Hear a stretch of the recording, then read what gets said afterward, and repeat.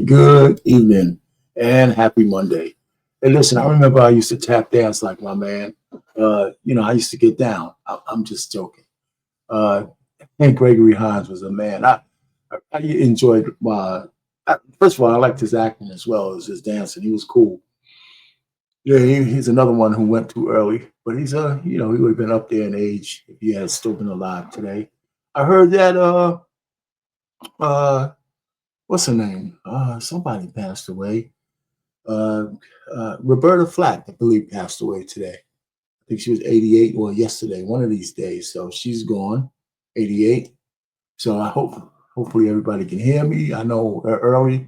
I start at 7 o'clock on the East, so I'm here. I see Anissa already put some stuff in the chat, so I don't know if she's going to come back, but I'm going to answer one of her questions or respond to one of her statements. And so welcome aboard, everybody. And I'll give you a chance to come in the chat and greet you as you come in. Here we are with part 4 of Black folks in a post DEI era. But we're gonna talk a little bit about DOGE and those kind of things. So I'll get into those kind of things. But first, I'm gonna have a couple of icebreakers, or at least one that I want to share with you when people come here and start chiming in a few minutes. So it's always early. I always start on time. Maybe I should put some more music to this and give people an opportunity to come in before we get started. But anyway, there's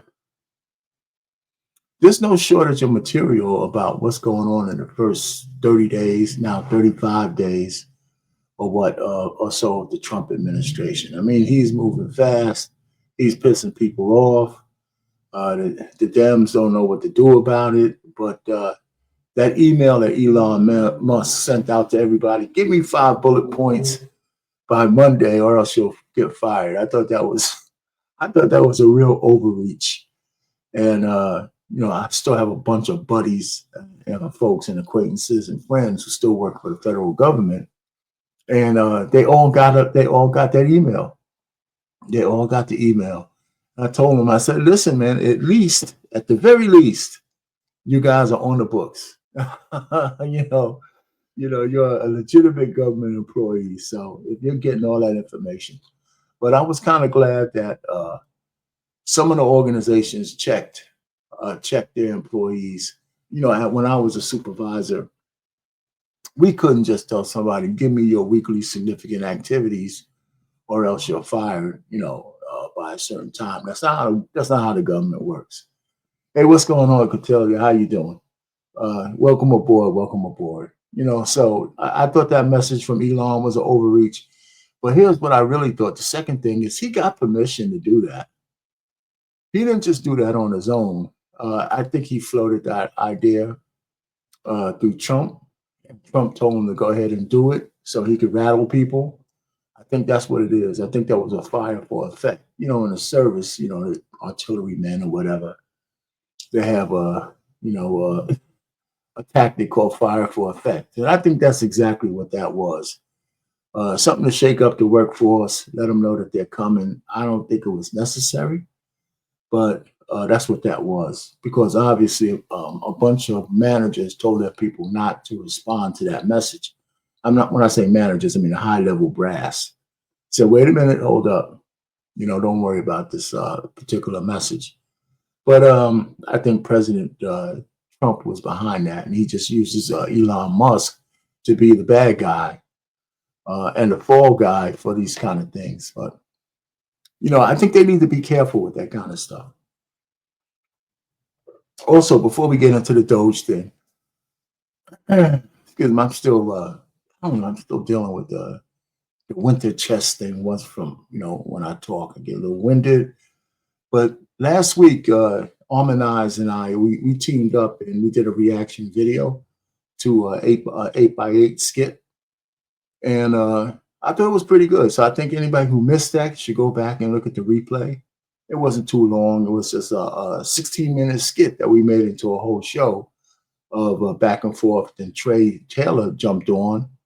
And I think we had some good discussions on the scenario of a wife finding out that her husband was sitting on 2.5 million bucks worth of collectibles. So go back to last Monday and check that replay out. I think that would be beneficial. I thought it was pretty good, so probably gonna seek out Harmonize again and maybe make some more collabs on whatever topic. There's no shortage of topics to talk about. Okay, so I'm just like kind of making small talk so more people come in and make yourself identified in the chat. Catilia, I'm glad you're here. I can count on you to be here. I'm sure a few other folks will show up. But before we get into DOGE and how that's really impacting the government and how to look at it from my perspective, and maybe I can help other people with their perspective, we had a pretty decent, we had some fun on the barbershop last week on Friday. And we had gotten to some good conversations. And Either Man showed up, and so did we'll see, because I'm gonna do a clip. Prototype Dad showed up too, and so we were talking about men and discipline. Young men. What do you tell young men about discipline when it comes to sexual encounters? And everybody, we were like in violent agreement, like we were disagreeing, but we were agreeing. But just like some folks, when everybody has an idea of what to do, even though they're all right, some people want to be more right than others. And in the truth, it was a combination of all the above. And so we had a pretty good time talking about it. So in a couple of minutes, I want to show that clip because JT says something in that clip that I want to expound upon after I show the clip. And that has really nothing to do with why we're here tonight, other than I thought it was an interesting take on from the barbershop on what we should tell young men. And JT coined a new phrase for me, and I'm gonna tell you what I did with it once he says it. Let me see. Anybody else coming in this thing? I know it's early. When everybody, I don't know if everybody's a few of us on the East Coast, but I know a lot of people on the left coast and Midwest and things of that nature. But I'm gonna just keep plowing through because people do come in a little late. So I'll just take my time. Okay, so I was looking forward to this one. All right, so listen. So I'm gonna show this clip. It's a really, really short clip of our conversation on the barbershop on Friday. And I want you guys to pick up on what JT says as part of the barbershop. And then I'm gonna stop the clip and I'm gonna say a couple of things. And then once we start talking about DOGE, Anissa had put a question up there that I want to address. And I was going to address this as part of the show anyway. She was talking about the 4-star Joint Chief of Staff who was removed. And I want to talk about that in general because I was going to cover that. So we're going to hit that one. So hopefully she shows back up and she'll hear what my response to that would be. And so we'll deal with that. She was here early too. That was waiting for me, by the way. And I don't know if it was waiting for me, but she just felt compelled to write it. So even before the show started, that statement, comment, question, all that was right there. She had a couple of others as well. So it's really strange, but I mean, I'm not mad at it because a lot of people had an issue with that 4-star general being removed. And I think they shouldn't have, because it's kind of a typical thing that happens. All right, so let's get started. I'm gonna play the clip. It's real short, and then I'm gonna talk about why I'm playing it. All right. All right. So here's the clip. that's up there. And the funny thing about it, this was the show was called, Men Stop Pussyfooting Around, and tell women the truth. But okay, so this is the conversation with, between us, and we're talking about, men. Would you tell a young man who is just getting ready to become sexually active? And, some people like me talk about consequences. Some people say protect yourself at all time. Another guy said, well, teach your sons to avoid having sex with girls, if you can, because he should be honoring them, and have some feeling for them and blah, blah, blah. And then either man said, listen, you can't tell a guy not to have sex. Well, you can, but you need to tell him the whole story. And then there's always a chain of thought is us old guys. If we don't tell a young man what we did to dodge a bullet, tell him, yeah, you know what? When I was your age, I went willy-nilly. I went buck wild. Some guys did. I would have if I could have, but I did my share. So if you don't tell young men that, then they know you're lying when you're telling them not to do it when you did it. So you got to tell them, yeah, I dodged a bullet. And so I'm telling you this way so you could avoid dodging those bullets. Well, anyway, so here's this conversation. And then I'm going to stop it. And you guys, then I'm going to let you know why I stopped it. And now he's going to argue that there's no discipline.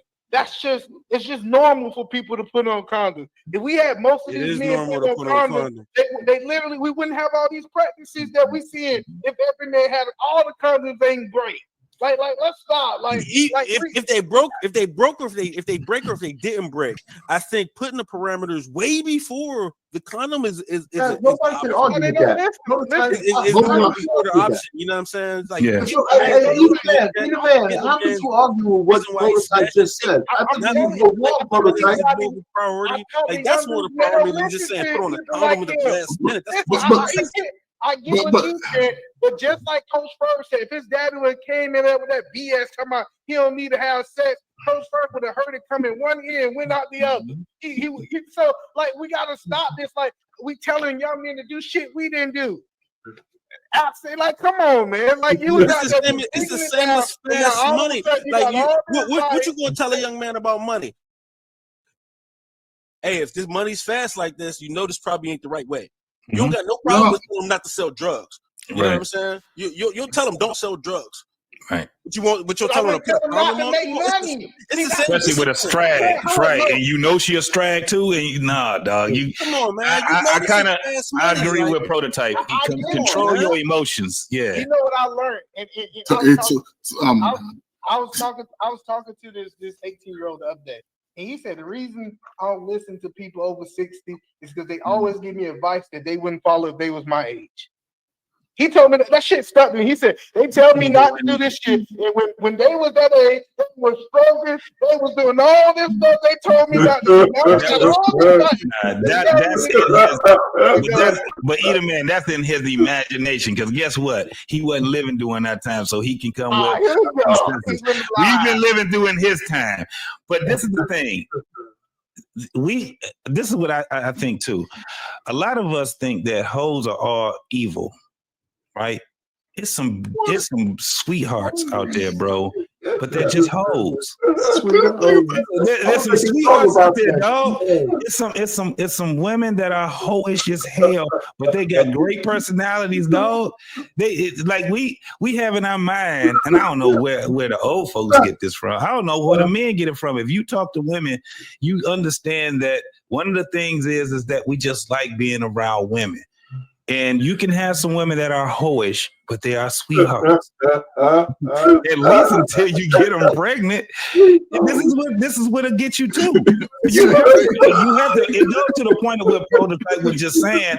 When it comes down to, you got to put your emotions in check, bro. You sit there and talk to a woman. Let me tell you, you sit there and talk to a woman, and she can be hoish as all. But that woman can sit back and acquiesce to everything in her. You know what's real is that you can lose your life. Okay. Ode to the sweet hoes, man. you know, I couldn't stop laughing when he said that. They got some, you know, we got some sweet hoes out there. And I just had to say, listen, he said, ode to the sweet hoes. And, you know, it's funny. You know, so you can see me and Coach Ferg, we're laughing our asses off when he came out with that ode to the sweet hoes stuff. And it's pretty funny because I immediately said, okay, listen, you know what? I could probably make a song out of this because I know some of you guys know that I have this AI generator, so I can create some lyrics, and the lyrics then I could put it into another AI application, and they could put a tune and a voice in a song, like just if it's out of a studio, and it's really good. So I had no idea what kind of song would come out if I put in, you know, ode to the sweet hoes or sweet whores or whatever. And so I did it. I did a little experiment. And what I want to do as a little sideway before we get into DOGE and all the seriousness stuff, I want to play I want to play the song that came out of this thing. And I'm gonna make it big. So if you want to, you can follow with the words.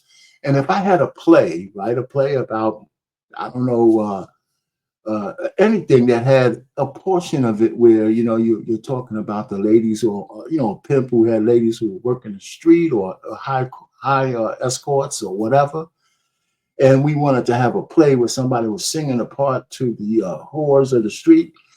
This would be a perfect song for that. So I want to play that. It's not that long, of course. These are short songs, but I'm gonna make this the words big so you can read them. I said, this sounds pretty good, and the lyrics I thought were pretty good. Now, if I should say so myself. So stay tuned. I'm gonna play that for you guys.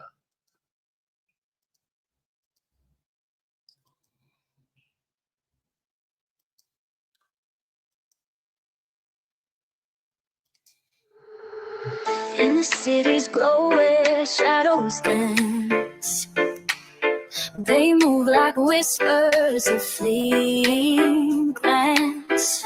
Hearts adorned with stories untold, in midnight's embrace the warmth unfolds. Oh, sweet hearts of the moonlit night, carrying dreams in the soft twilight. Laughter like honey, they mend the souls, and their tender arms, the broken feel whole.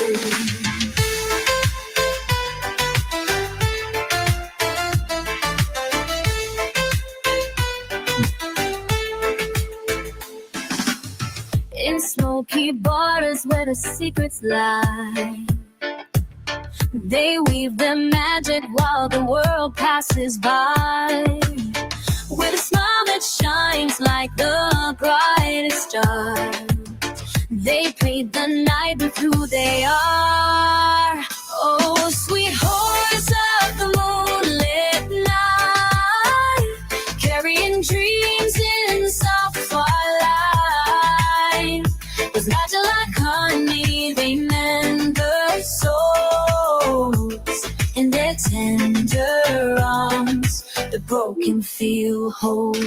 They carry the weight of unspoken sins, yet in their laughter a new life begins. For love is a currency, openly spent in each fleeting moment. Your heart's are lent.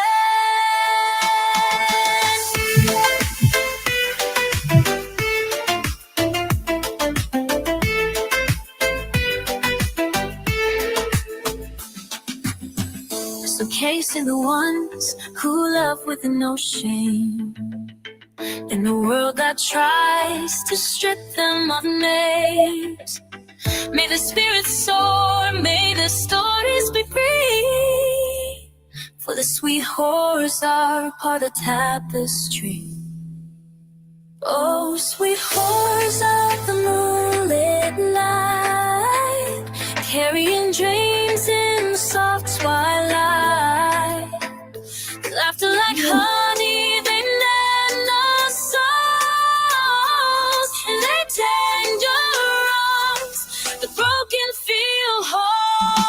raise up your glass to the ones who care, and their warmth and kindness we all can share.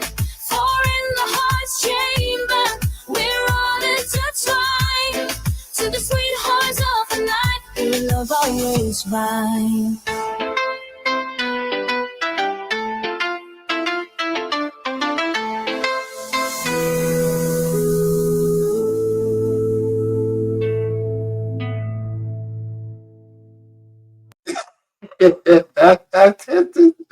Yeah, it's a funeral service, man. You know what, man? Listen, I thought that was a good segue from that thing when my man JT said, "Hey, there's a lot of sweet hoes out there." So I made a song about it. So there you go. Now, getting back to the reason why we're here, uh, and you know, I'm glad you at least you're around, Black Man Unfiltered. You know what I'm saying? But anyhow, let's get back to the situation at hand. Okay. One of the things that we got to talk about is the you know, how DOGE impacts our lives going forward. Right? The first thing is as they resize government, the easy low hanging fruit. The easy look, think of Trey Taylor. There you go. The easy low hanging fruit, I believe, is looking for all of DEI departments and all of these across the government. And you can save money by getting rid of those, right? And so there's a conversation we could have about that. And there's so much other waste and fraud and all that kind of stuff going on. And some things need to be proved, and some things are already proved. They say they're already up to like 50, maybe almost $100 billion already. If we stop this damn war, that's going to be a lot of money coming back too. But let's just face this thing. Now, I want to address this. Anissa put up about the 4-star general who got replaced, as if this is unique to Trump or anything else. Now, from all accounts, this general was, he was a good general, just like anybody else. However, his ideology goes against what Trump is looking for. And just like any general manager, if we want to put it in football terms, if he takes a job, he wants to hire his own coach. He wants to hire people who have the ideology that he has.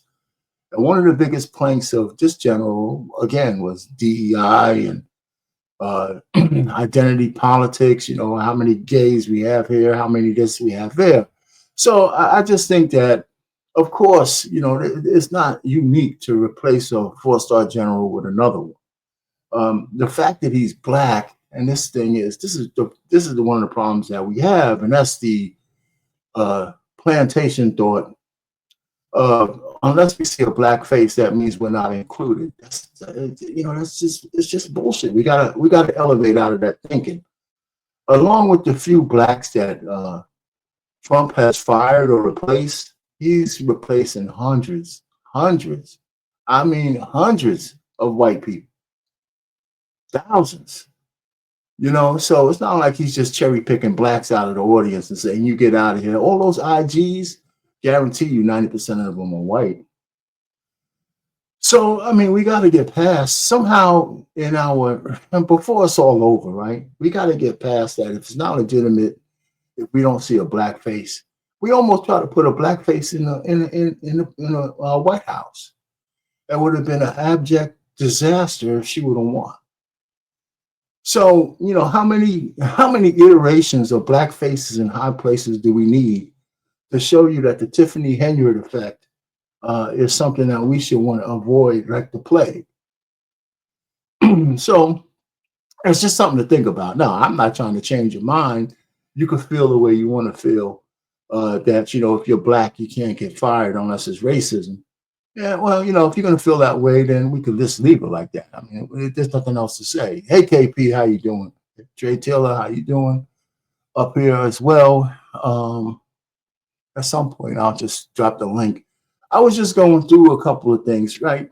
One of the things I found as we go through this transition and all the opposition that Trump is getting is fine, because you're supposed to get some kind of pushback when you're trying to change the way we've been doing business. It just happens that way, you know.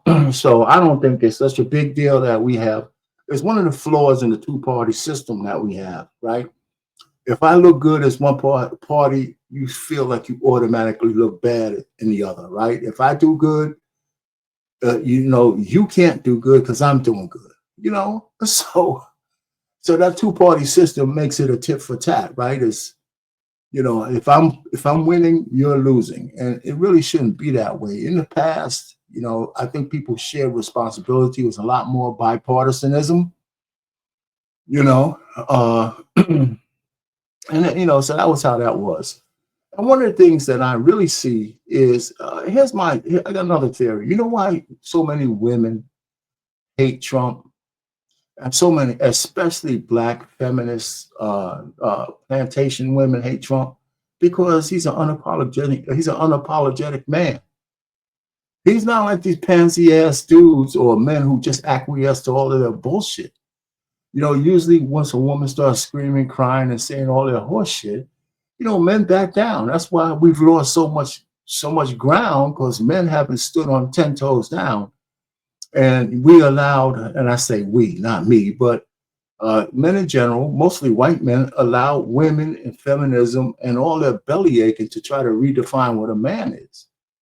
And so when they're faced with a guy who says, you know what, I don't care if you're a woman, you say some stupid shit to me, I'm going to let you have it. And women can't stand that, especially, I'm going to say it, especially Black women, because they're used to men just kowtowing and pussyfooting and bending the goddamn knee to them, that seeing a guy say, you know what, I don't care about what you say. You say something crooked to me, I'm going to say that shit right back to you, and you're going to eat all of this shit. And so that's why a lot of these women hate Trump, because you can't be because he's a criminal. Half of the babies you guys have is by criminals. So it can't be that. You know, so I mean, the criminality shit is crazy, because it ain't like a good deal of sisters are scared of criminals. So let's stop that piece of shit too. You know, so anyway, so I'm just saying, I think that the 1.7 million Black men who decided to get off the plantation, and even some who stayed, you know, because this is my terminology, you know, people might not like the terminology plantation. I'm thinking it's a watershed moment for men starting to say, you know what, this far and no further with this fucking female bullshit. You're not supposed to be the leaders. We've given you your chance and the world almost fell apart. You know, we got chicks with dicks. We got transgenderism. We got kids going through all kinds of horrendous surgeries. We got all kinds of dumb shit going on because we put women in charge. You know, so so it's a good time this was a good thing. So that's why a lot of men left. They couldn't see anything in the party for men. And so, and the other thing, that everything that's going on now, Trump said on a campaign trail, and he won the House, he won the Senate, he won the popular vote, he's got the judges, and he's got 2 years to show and prove, and he don't have no time to waste. That's why they're moving so fast. You know? You know, so there you have it. So I have a couple of clips about so let's talk about DOGE. Let's get in, because I think a lot of people, just because they have Trump derangement syndrome, even before I say that, one of the things I think we got to get over as Black people, we got to stop internalizing every goddamn thing that we hear and see and make it because we're Black. We internalize good shit, we're Black. We internalize every goddamn thing because I'm Black. Because I'm Black. You know, Trump says, I want to get rid of Black History Month, but you know what? Oh, what the hell? I'll have a celebration in the White House. And all of a sudden, we got Black women saying that he's slapping us in the face with the celebration. It's just all kinds of derangement bullshit. And then you want to tell men that we should follow you into the future with you guys leading. Man, you know how stupid how crazy that shit sounds. have all these irrational Jasmine Crockett type women yelling and screaming shit into the ether, and we're supposed to follow that as men. It's just crazy shit. And so it's so refreshing to see a guy stand up, and he's got women with him, stand up and say, you know what? Yeah, we're not doing that. We're not doing that. And the country is also saying, we're not doing that. Okay. And the only bad part is he's got to make sure he wins the midterms.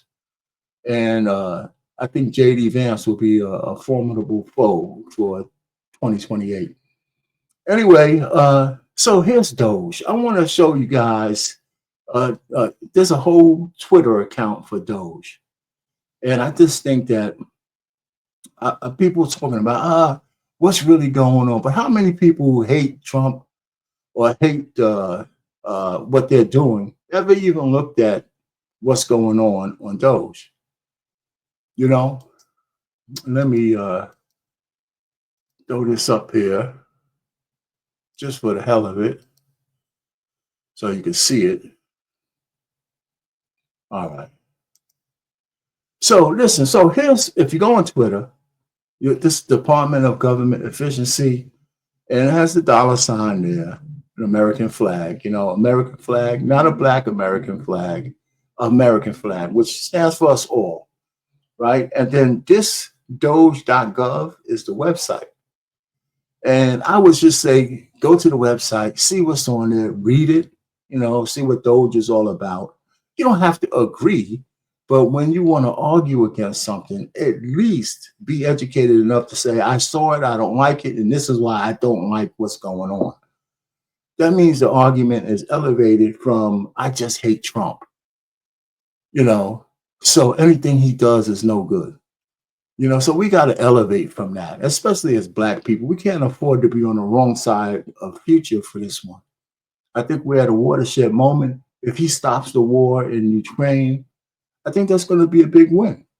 We're going to get, we can't have politicians when he gets the efficiency out of the government saying none of us could use a $5,000 check. I don't care. I don't know anybody who said that they could. I believe the money. I believe that $5,000 is a bit much. But let's just say they said it. So let's go with the $5,000. If we got $5,000 back from the government, that subsidizes everything you needed to do that year. Everything else, the eggs. You got your kids that need money for a certain program. You could pay for that. The increased heating bill, the increased gasoline, everything. So, oh no, man.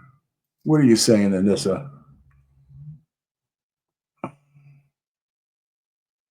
Oh, you're talking to somebody else. You just going on. Anyway, so listen. So this is DOGE. If you haven't been there, check it out on Twitter or X, and then go to the website, and they'll go through what's it about. But I got this brother who can eloquently talk about what DOGE is, and it's a short little thing, but it's cool. I like what he's going to say, because I'm going to play that next. And we can, if you have some questions, let me just drop the link too. If anybody wants to see it, anybody wants to come up.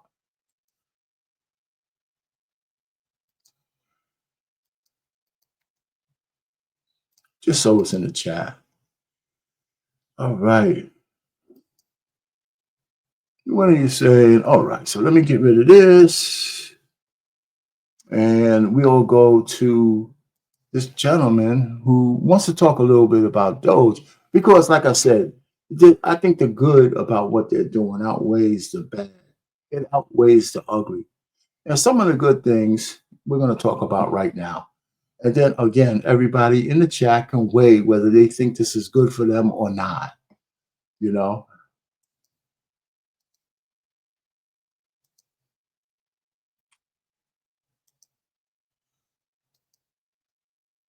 me do this first.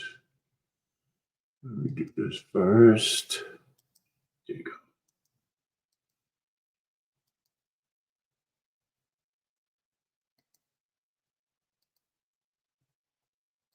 Okay, so Democrats have been protesting Elon Musk's involvement in our government for the past few weeks, and most people are confused as to what exactly he's doing. So let's talk about it. The Department of Government Efficiency, or DOGE for short, is a new government agency that's essentially a cleanup crew of highly efficient tech bros that's led by Elon Musk and aims to achieve 4 very straightforward goals by mid-2026. First is to eliminate redundant programs. Second is to modernize government technology.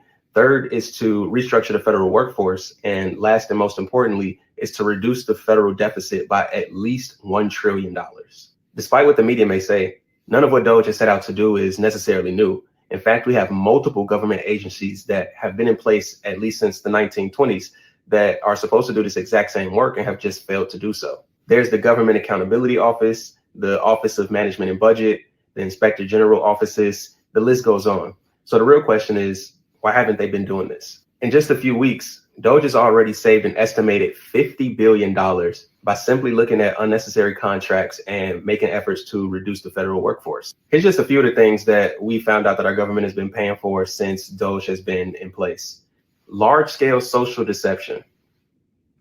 $20 million went to Iraq so that they can create their own version of Sesame Street. We spent $27 million on gift bags for illegals as they were being deported. We spent $250 million on a road in Afghanistan that was never used. We literally helped them build a road to nowhere. And most surprisingly, we spent over $200 million on transgender animal studies. Outside of the obvious wasteful spending, probably the most important thing that DOGE has exposed is the number of rules and regulations that have been put in place by non-elected officials over the past few years. Last year alone, there were over 3,000 new rules put in place compared to only 176 laws that were passed by Congress, which is duly elected by the people. So when you see your favorite Democrat politician protesting about non-elected officials controlling our government now that Elon is exposing all of this, ask them why they were so quiet before. And for the people who are saying that nobody voted for Elon to do this, yes, we did. We actually did. In fact, we voted for Elon and Vivek to do exactly what the DOGE team is doing right now. And they told us exactly what they would do as they were campaigning across the country over the course of months in front of millions and millions of people. Okay, So, and this is very true, right? That's exactly what went on. That's exactly what happened. We know that everything that's going on now is something that was projected during the campaign, on a campaign trail. And that's the thing that makes this so sweet, is that, you know, I don't remember the last time a politician said they were and actually did what they said they were going to do on a campaign trail. I mean, everything he said he was going to do, he's doing.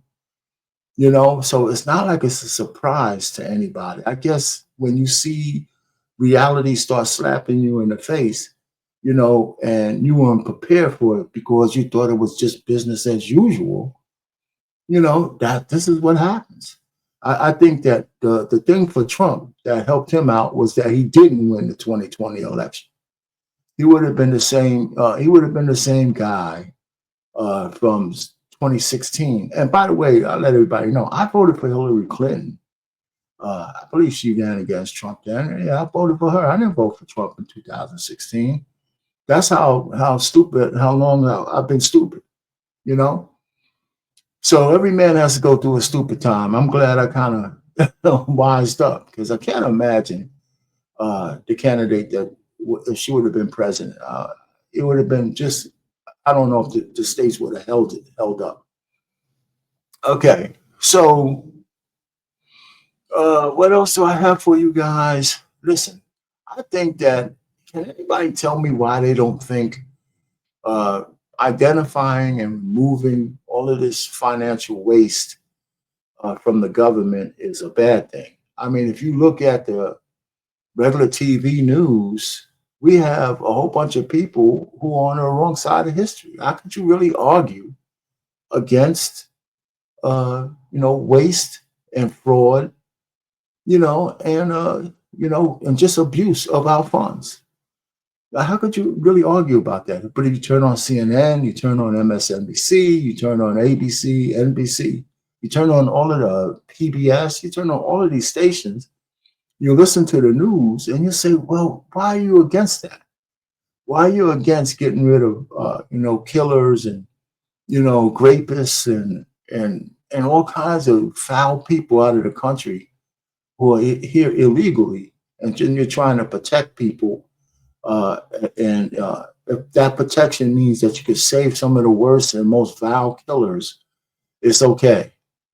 I mean, how could that be? I mean, so how is that going to be on the right side of history, where those people are plaguing the people who look like you? Some people worry about a 5-star general, 4-star general getting replaced. And by the way, he's going to be okay. He's probably walking into a $500,000 a year job as a free man. But you want killers and rapists in the neighborhood with your black brothers and sisters because you hate Trump. It doesn't make any sense to me. It really doesn't. You want big killer clowns to go into classrooms and dance naked in front of your kids, pretty almost butt naked in front of 3rd and 4th graders, singing, devil worship songs.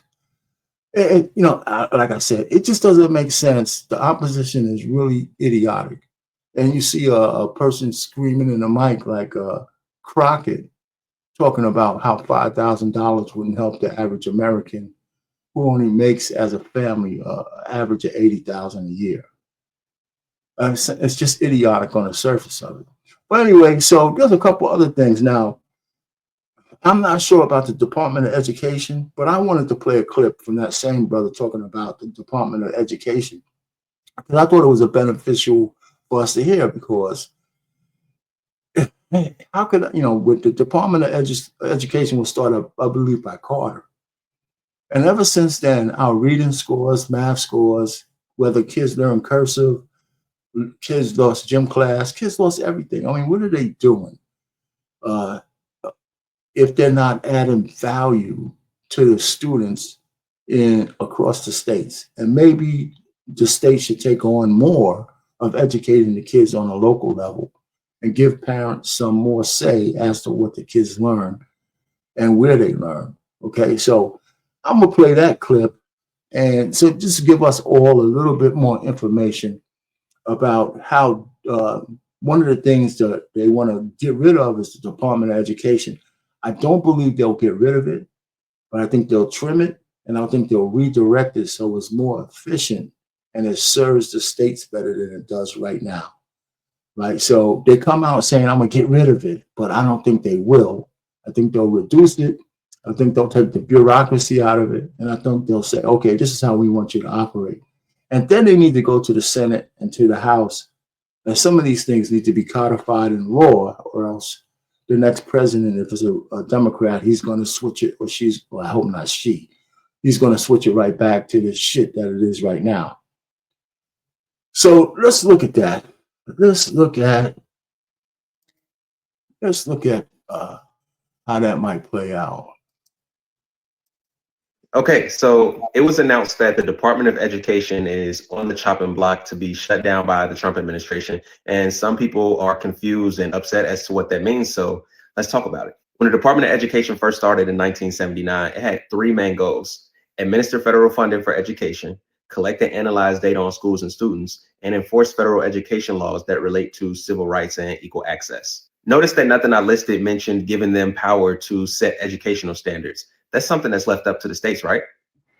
Not quite.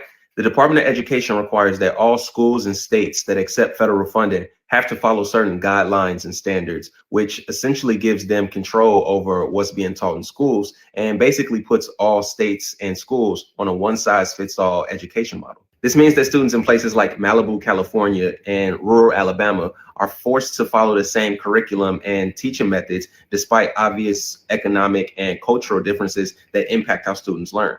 Now, this wouldn't be so bad if the reading and math scores in the US were on the rise, but it's the complete opposite. According to the National Assessment of Educational Progress, US reading and math scores have dropped to the lowest level in decades. And the sad part, this isn't even a new trend. Based on the most recent assessment, reading scores have reached a historic low, with 33% of 8th graders reading below the lowest level.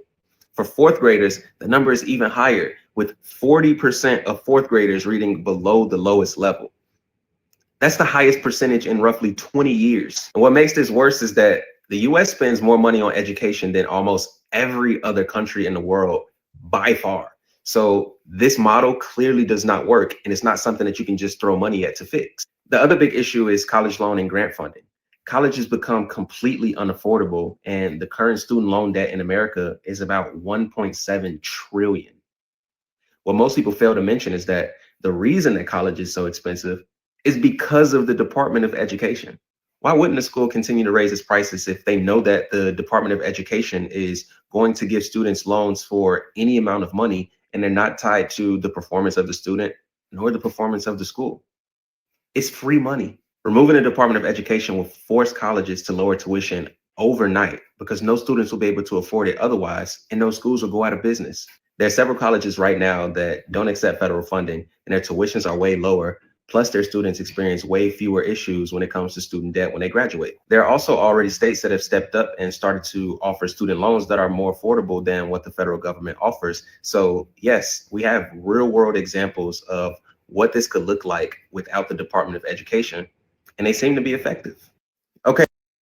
All right. So again, one of the things that I did a stream back here, I don't know, 3, 4, 5, 6 months ago, that if I were king, what would I change? And one of those things was how we doled out loans to students. And one of the things that I think that is an easy fix is the government could set a limit on how much interest you charge, student loans from the student loan program. That's one thing they could do. The second thing, and more important, is the loan that you get should be tied to the curriculum that you're going to follow. If you want to go to college and you want to take, snail hunting on a Serengeti, right? You shouldn't be able to borrow $100,000 to do that shit, right? You're never going to catch enough snails to get your money back. There's no return on investment with that. So I might get you $5,000 to get, or $10,000 a year for you to just get out of your neighborhood and maybe learn something and pay us back $40,000, which is something you might do. If you want to be an engineer, that's another level. If you want to be a doctor, that's another level. Where you get into a profession, we have some way of paying back a loan. But, so I think it should be tied to what you're going to do. And that's it. And I think that would work out a whole lot better. And, I think that's an easy fix because all loans have some kind of criteria for you to get a loan. And so there should be that kind of criteria on a student loan. We shouldn't just be giving it out willy-nilly at all. And I wasn't necessarily for the forgiveness program, but if we could forgive corporations every so often, maybe we should give some citizens a break once in a while. But hopefully that's a one-time thing. I definitely don't think we're going to see that out of the Trump administration. So that's the good, right? We look at the Department of Education, implement DOGE, get rid of waste and abuse and all that kind of stuff. The potential for a dividend is a great idea. Whatever that dividend comes in 2026 or whatever, 2027 or whatever, whenever they count up the money that we save from just waste, fraud, and abuse, some of the bad things I just think that we're going to face is that over the next 4 years that we're going to have to keep listening to all this Trump derangement syndrome bullshit. And that's okay. I mean, it's not okay, but it's going to have to do. All right, we're going to have people just spewing lies and misinformation just because they hate Trump. And, it's going to just make for, I don't watch the news that much anymore. But it'll make for great content. That's one thing. It'll make for great YouTube content, just picking apart people who have, and it's already making for great content for some people on this YouTube streets and everywhere else because of the lies that are being told. And just the derangement syndrome is a real syndrome. I would imagine that it's going to be in the medical books sooner or later because it's just irrational. So, and then there's some ugly parts to this, some nonsense that are coming out that are going to try to pull us back into why we voted against Trump in the first place. I happen to see you know what, I don't really want to admit this. I really don't. But I happen to tune into the panel discussion they had to pick the new DNC chairman. And oh, what a shit show that was. I'm serious. If the people that they had as candidates for the DNC chair is their leaders of the future, I don't think Republicans have anything to worry about for the foreseeable future. I mean, it was just a complete shit show. And one of the things that I think the DNC chairman is a black guy, you know, kind of chubby, round-headed dude, I believe.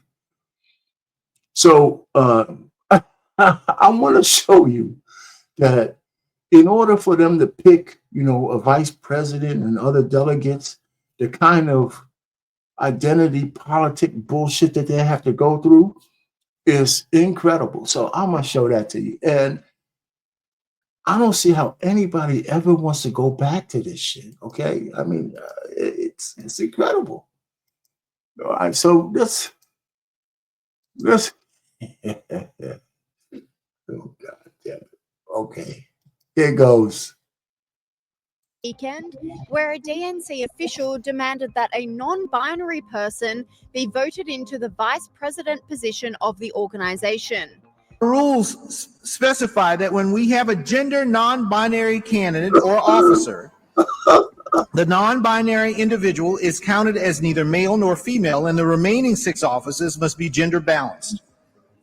With the results of the previous 4 elections, our elected officers are currently 2 male and 2 female. In order to be gender balanced, we must elect 1 male, 1 female, and 1 person of any gender. So again, this is what we have to do for this vice chair race. We have to elect 1 male, 1 female, and 1 person of any gender. All right, come on, man. So, okay. Come on, man.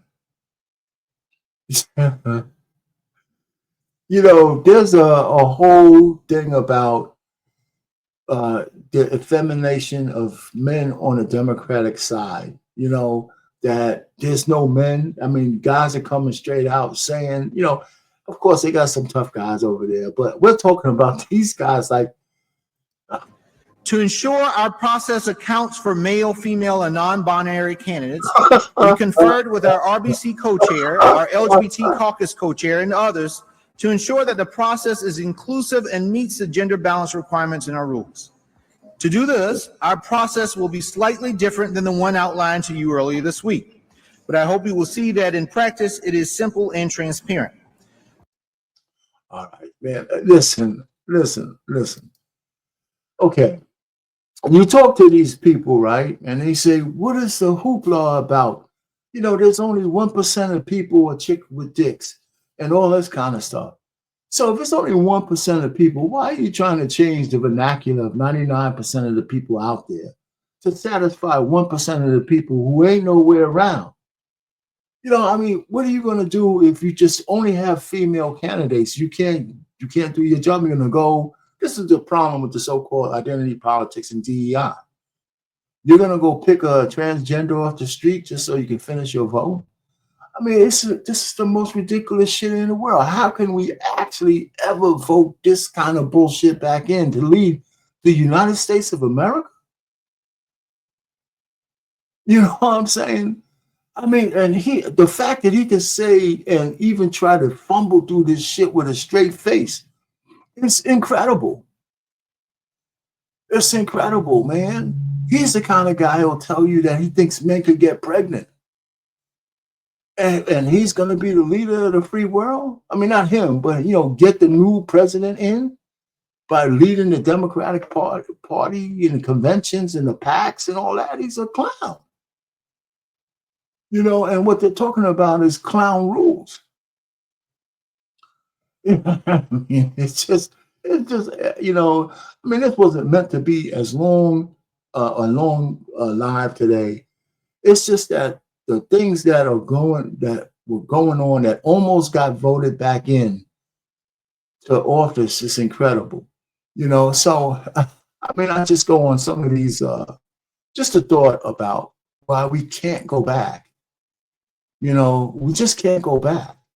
You know, and that's what this is the one thing that I'm thinking that there's some other ugliness, right? There's censorship ugliness that's going on. And I just want to listen to, I guess, Ayala Presley. You know, she has some dumb shit that she's saying.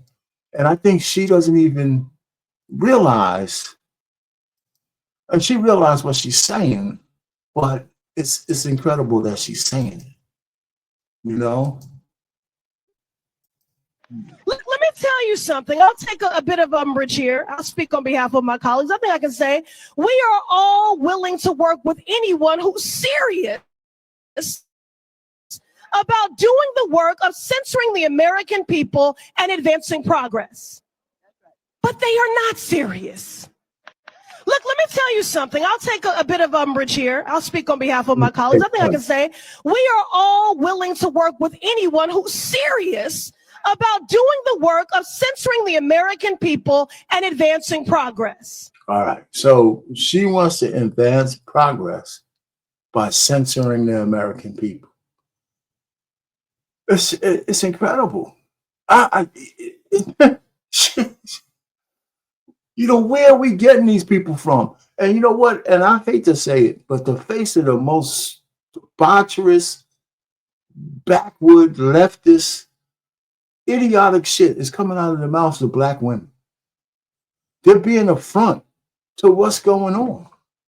It's crazy. I mean, you know, it's absolutely crazy. I said this in a live before that, you know, it's a daisy chain of events. Back in slavery, you know, I looked it up. 89% of Blacks in America were slaves. 89% were on the plantation, chattel slaves. That means 11% were free men. They were living like hell probably, but they were free up in the north and west and places like that. And so we had white Republicans come down and kill their brothers and cousins and family members to keep the Union together. And as a result, slaves were freed. They didn't do it for us, but it did it because slavery was going to destroy the Union. Okay, and then the Democrats created the Ku Klux Klan, right? And they were lynching, they were stringing them up big time. Now, maybe Republicans were a part of that somewhere, but the Democrats started the Ku Klux Klan.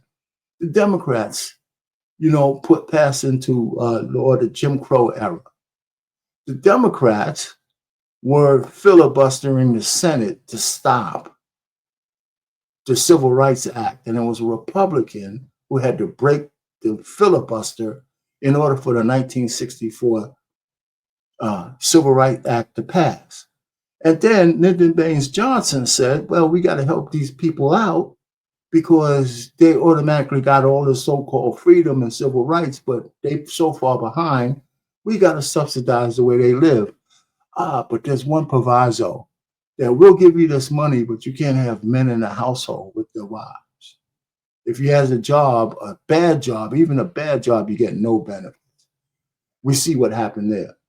And so now, fast forward to 2025, we're still 90-something% on a Democrat plantation, but we're in mental bondage, mental slavery, and monolithically voting for people who want to constantly keep us in the slavery of victimization. Everything that happens to us is because we're Black. We don't have any autonomy as thinking, merit-based people because we have to have the coddleization of Zaddy and Master, or else the bad white people of the right will get you. It's time for that shit to end. It's time, way past time for that shit to end. And I'm old. Our young people can't be thinking like that no more. And I think they're starting to see that that's bullshit. You know, it's just real bullshit. And everybody clinging on that, especially the Black woman, because they're coddled and they're affirmed and they get all the shit that they need, the warmth they need from the Democrats. No husbands, by the way, but no man in the house, just the man's seed and his wallet if he has one. It's incredible. So the Democrats have been a bane on the black folks since slavery, and they're still a bane today. And if you look at this black dude with the round head up there, like mine, he's a round head, talking about Zim, Zay, and Zoe and Zaja. I mean, you want him mentoring your sons? What the fuck, man? You know, so we can't go back. Yeah, you know, unfortunately, it gave rise to a guy like Trump, if you don't like him, but we can't go back to that. We cannot go backwards. I'm just thinking about all the things that they stand for, and we just can't go back. We can't let 1% of the population. Let me read this. Hey, man, thanks, Curtis. $4 to the show, super chat. What's up, Boomer? Hey, I'm doing okay, man. I'm just over here just thinking about things out loud about why we need to think past DEI. We got to think positively about DOGE and what's going to be the benefits of getting out of mental slavery to the Democrats. And anyway, so we can't go back to the 1% of the population, you know, chicks with dicks, who want to tell us how to live, how to say, how to use pronouns to shape the society so they could be comfortable, right? They want to reshape society, and they also want to tell God that he made a mistake in the Garden of Eden. He should have had a third person in there who was a transgender so they could have fought over the apple. There was a man and there was a woman, and that was it. And if you don't believe that, then you don't believe it. And it's as simple as that, right? We don't want to go back to the FBI, you know, coming after parents because the parents didn't like what the school boards in California was doing, having drag shows in front of their children, and forbidding the children, forbidding the teachers, the parents from finding out what they were teaching their kids in school. The kid goes to a guidance counselor and wants to wear dresses. They won't inform the parents about that. We can't go back to the DNC having baby sacrifices outside of the convention to whoever God they pray to, while inside the convention they're talking about rah-rah, shish-boom, bar. We got the new kind of male trying to run the country, right? So we can't go back to open borders where all kinds of killers and riffraff come into the country unabashed and use taxpayers' money for luxury hotels, driver's licenses, you know, and all kinds of luxuries that the average everyday American can never get from the country. We can't go back to censorship. We can't go back to the censorship that was so hard, so frightening, that billionaires were on their knees to the federal government and withholding information that might have moved the election one way or the other, because they told them, if you don't do this, we're going to find every little creek under your tax rock and you won't be able to do business here. That shit's gone, right? We can't go back to America where the children are undergoing puberty blocking and irreversible gender transition before the age of consent. This is all the stuff that Kamala Harris goes for. And the people like her, the far left freaks out there. We can't go back to that. We just can't. You know, I mean, I'm not just big religious guy, but I don't think whatever future is left behind, dude, I want our country to actually look like this shit. You know, I mean, it's crazy. It's just absolutely insane. And the fact that we have fully grown black people just who hate Trump would have the country burned to hell because Trump was in it. It doesn't make any sense to me. And just, you know, and this whole thing about him being a criminal, I can't stand when I see black people talking about it, because y'all embrace the worst fucking criminals in the whole world. Like I said before, half of y'all have babies by these dudes. So this to stop the bullshit. Anyway, so I didn't even meant to be as a ranting session, but I'm looking at all this first 30 days. I've never seen a president or an administrative move so fast. Forget about Trump. Forget about DOGE. This has nothing to do with just the men. It's that there's a focus. There's a focus on the future I have never seen before. And it feels good. And if you could actually stop the war, tell Zelensky, shut the fuck up, man. You lost. We're not putting no more money into your stupid war. So you could have all your men killed at the feet of your ideology. You probably took half of our money anyway into some bank, and just go out into the sunset and shut the fuck up and move, right? And stop asking to be to join NATO. That's the reason why you're at war, because Biden sets you up, right? And by offering NATO to you, he spooked Putin into doing something stupid like coming over and have a war. So anyway, so this guy who goes on a rant, and I just wanted to have my little rant so he could have his about why, as a black man, he'll never vote for a Democrat again. Now I'm saying I haven't even gone that far. All I know is that if they don't change their policy and get rid of their far left idiots, kind of like the Republicans did with the Tea Partiers. Remember the Tea Party? It was a whole bunch of far-right lunatics, the Liz Cheney lunatics, that the Republicans actually kind of kicked them out of the party. But the so-called better-thinking Democrats, the party is being run by socialist idiots. So anyway, let's go ahead and see what this one brother says about how he feels about the Democrats. This black man renounces the Democratic Party. Democratic Party have lied to us about everything.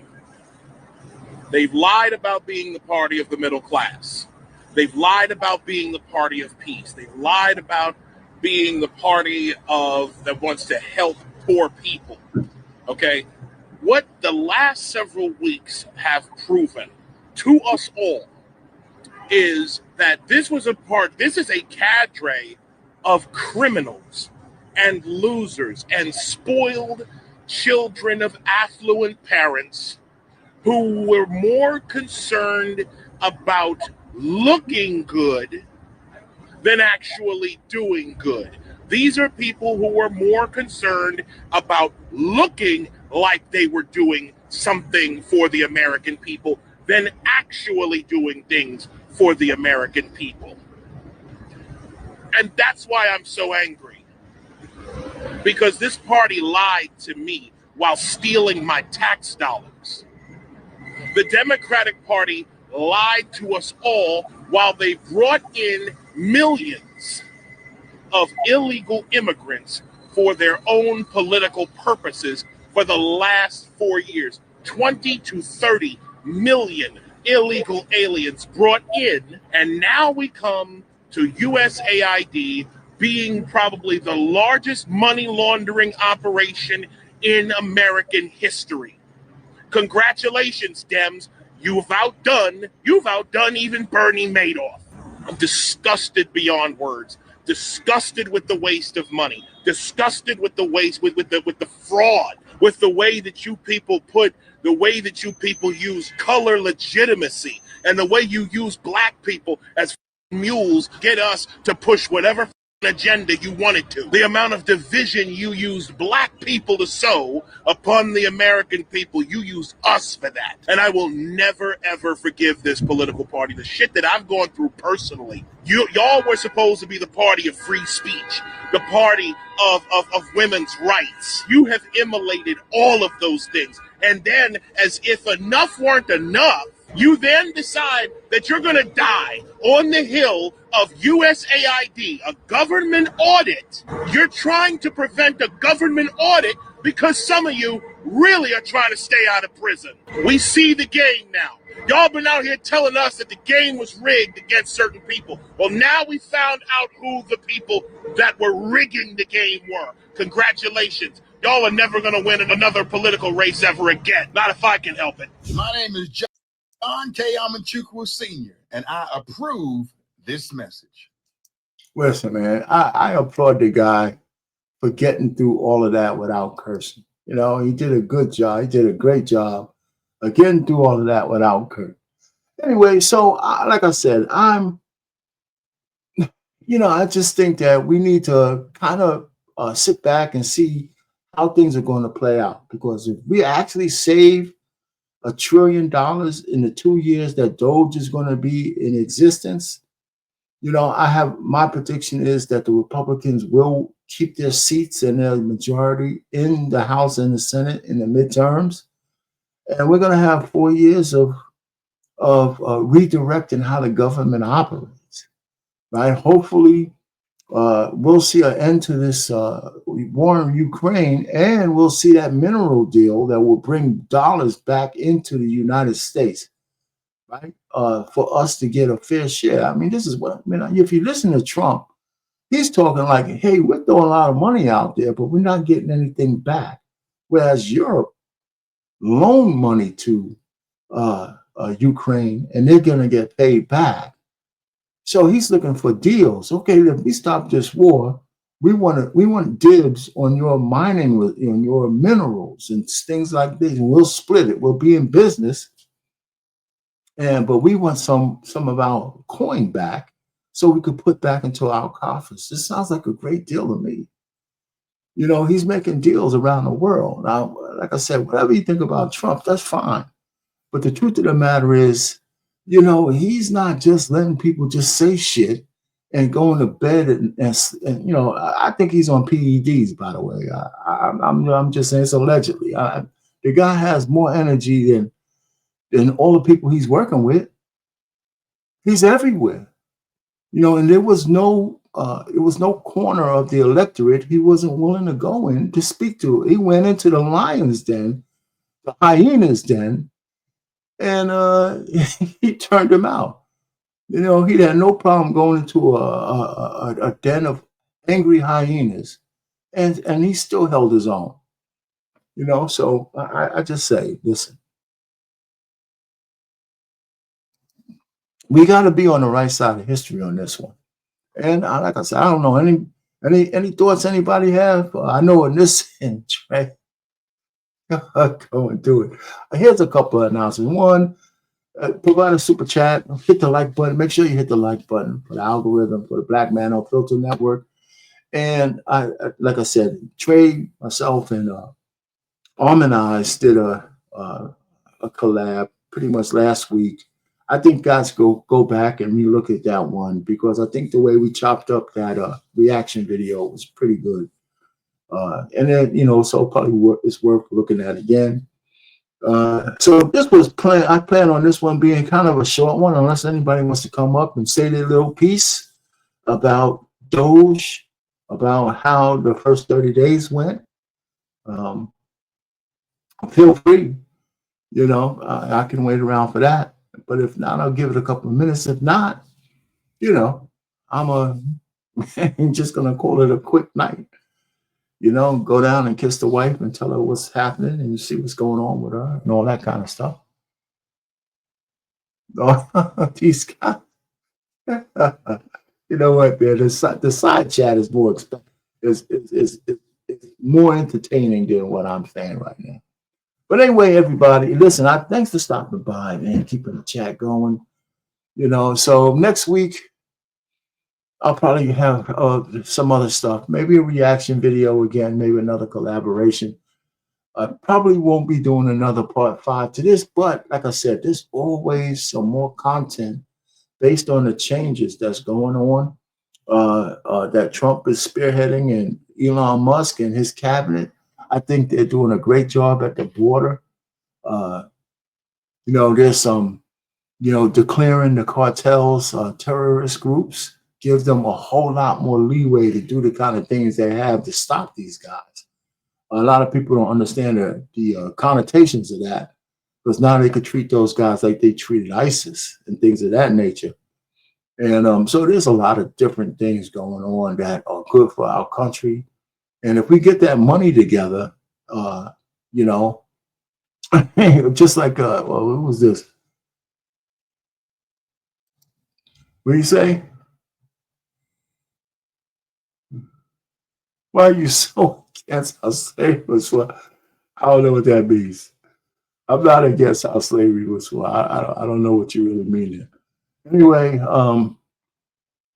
unless there's something else, I'm going to clock out. And I want to leave you with some, here's the thing. I know, listen, these guys are going at it. But I have one more thing I want to leave you guys, because I think that America is on the right path to something great again. And even if it wasn't great, like people say, well, it was never great for Black people, blah, blah, blah. Well, we had better marriages at one point. We had longer ones. We had intact families. But even if you said that the past, that we didn't have no great periods for Blacks in the past, that certainly doesn't mean we can't have great periods for Black people in the future, right? That's what that means, right? So as long as we're still here, and if our time hasn't come in the past, it definitely could come in the future, but we got to think a little differently than we are right now. We can't keep going back to the victimization well. I think all of those dollars are drying up. Section 8 is going to go. I think there's going to be, I saw a podcast where guys say women are going to start falling into hard times, and all of a sudden they're going to start falling in love with men again, so they could be put under men's, and that's a damn shame that the women only want men for what we provide in terms of finances and everything else is they don't give a shit about. You know what I'm saying? So I'm going to go, and it's just nobody's coming up.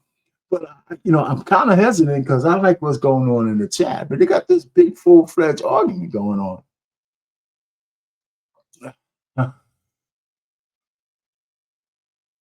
Yo, listen, no threats, come on.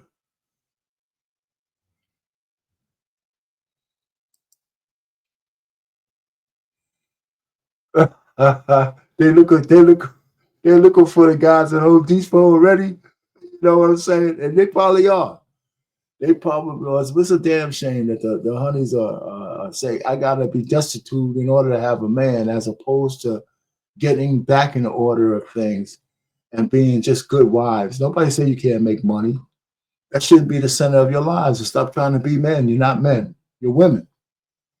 So we need to have women. We need to have women to come back as women. Hey, listen, what's that, Trey? Checkmate? Oh, yeah, you guys are going back and forth. Well, you know what? I appreciate the love. I do. Anyway, so listen, I'm going to leave you guys with, like I said, I think it's a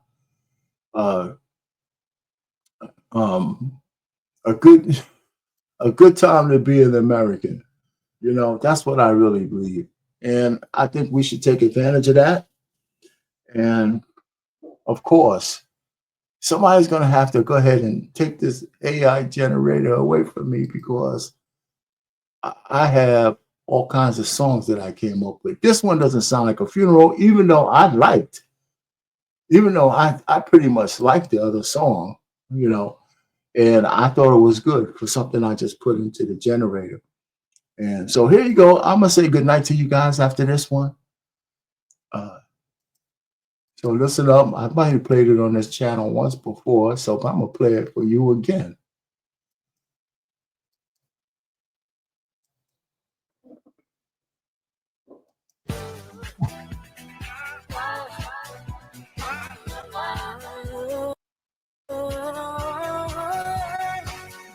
To the sunlight, shining bright and clear. Hope is in the air now, spread it far and near. From the mountains to the valleys, every every heart could hear.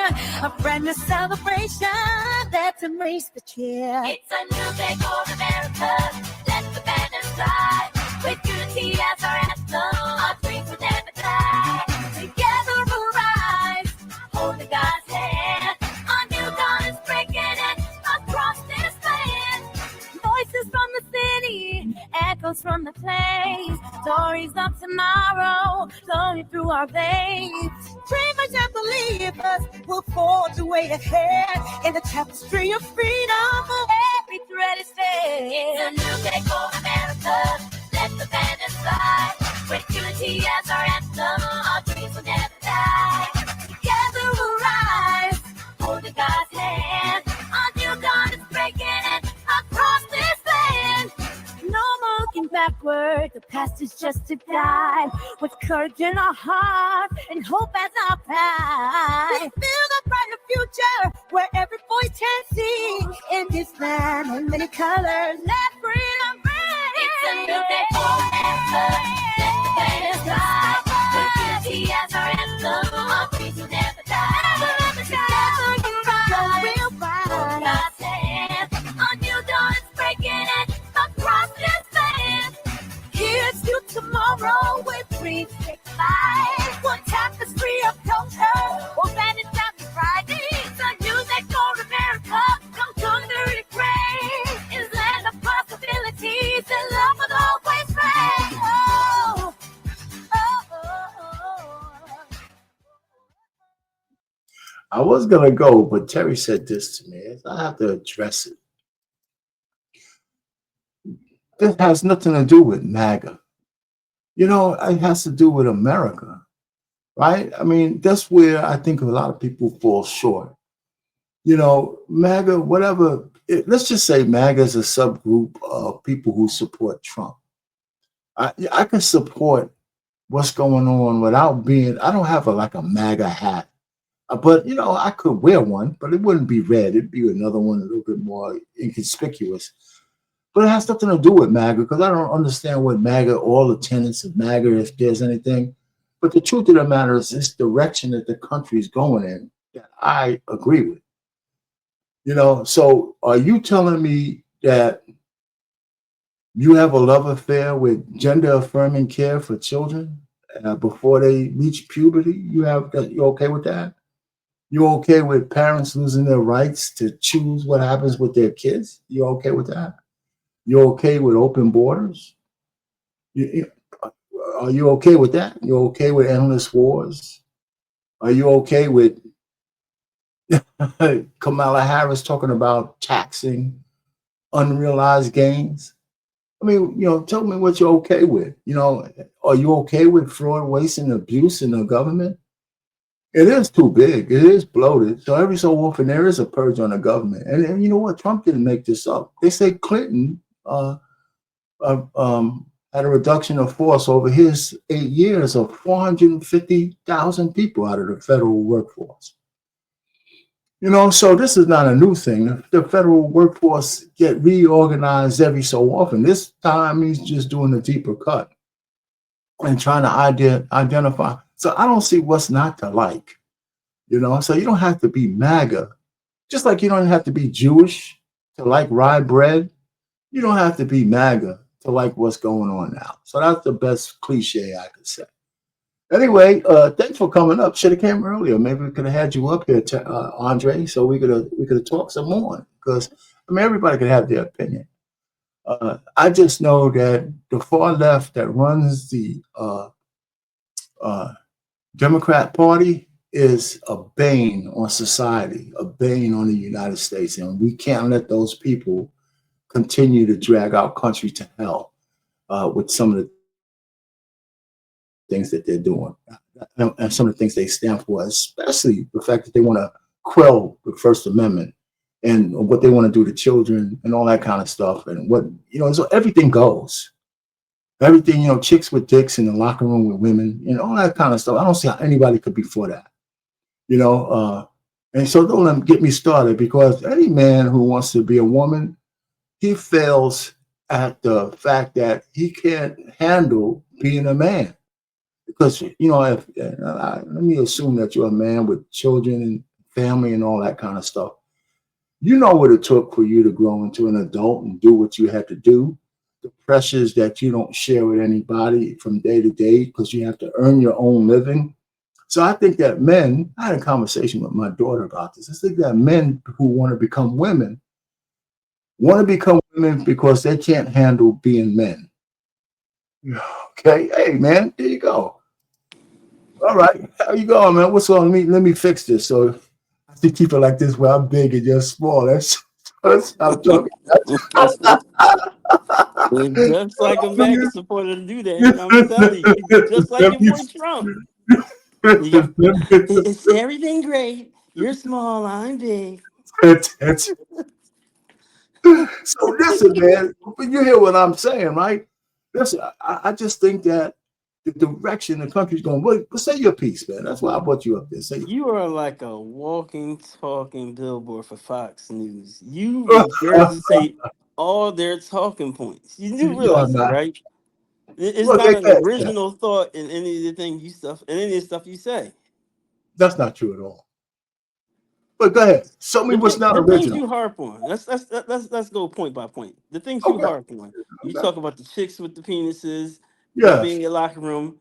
First of all, they are a small percentage of our society. Then why are you worried about that? Okay, hold on now. Let's stay with that. Then why do we care about them? Why are they getting this much deference? We're 13% of the population. We don't get that much deference. Yeah. The hell if we don't? No, the hell we do. As soon as they start talking about law and order, guess who they put as the billboard for it, or the face for it? It's black folk, right? No. You're talking about the negative part of it. I'm talking about when it comes to LGBTQ. No. Listen to what I'm saying. The transgenders have more juice in getting their way of life passed through legislation and shit like that. Do you know USAID? Their main thing was passing. Well, they were supposed to put Americanism out into the diaspora, into the different countries.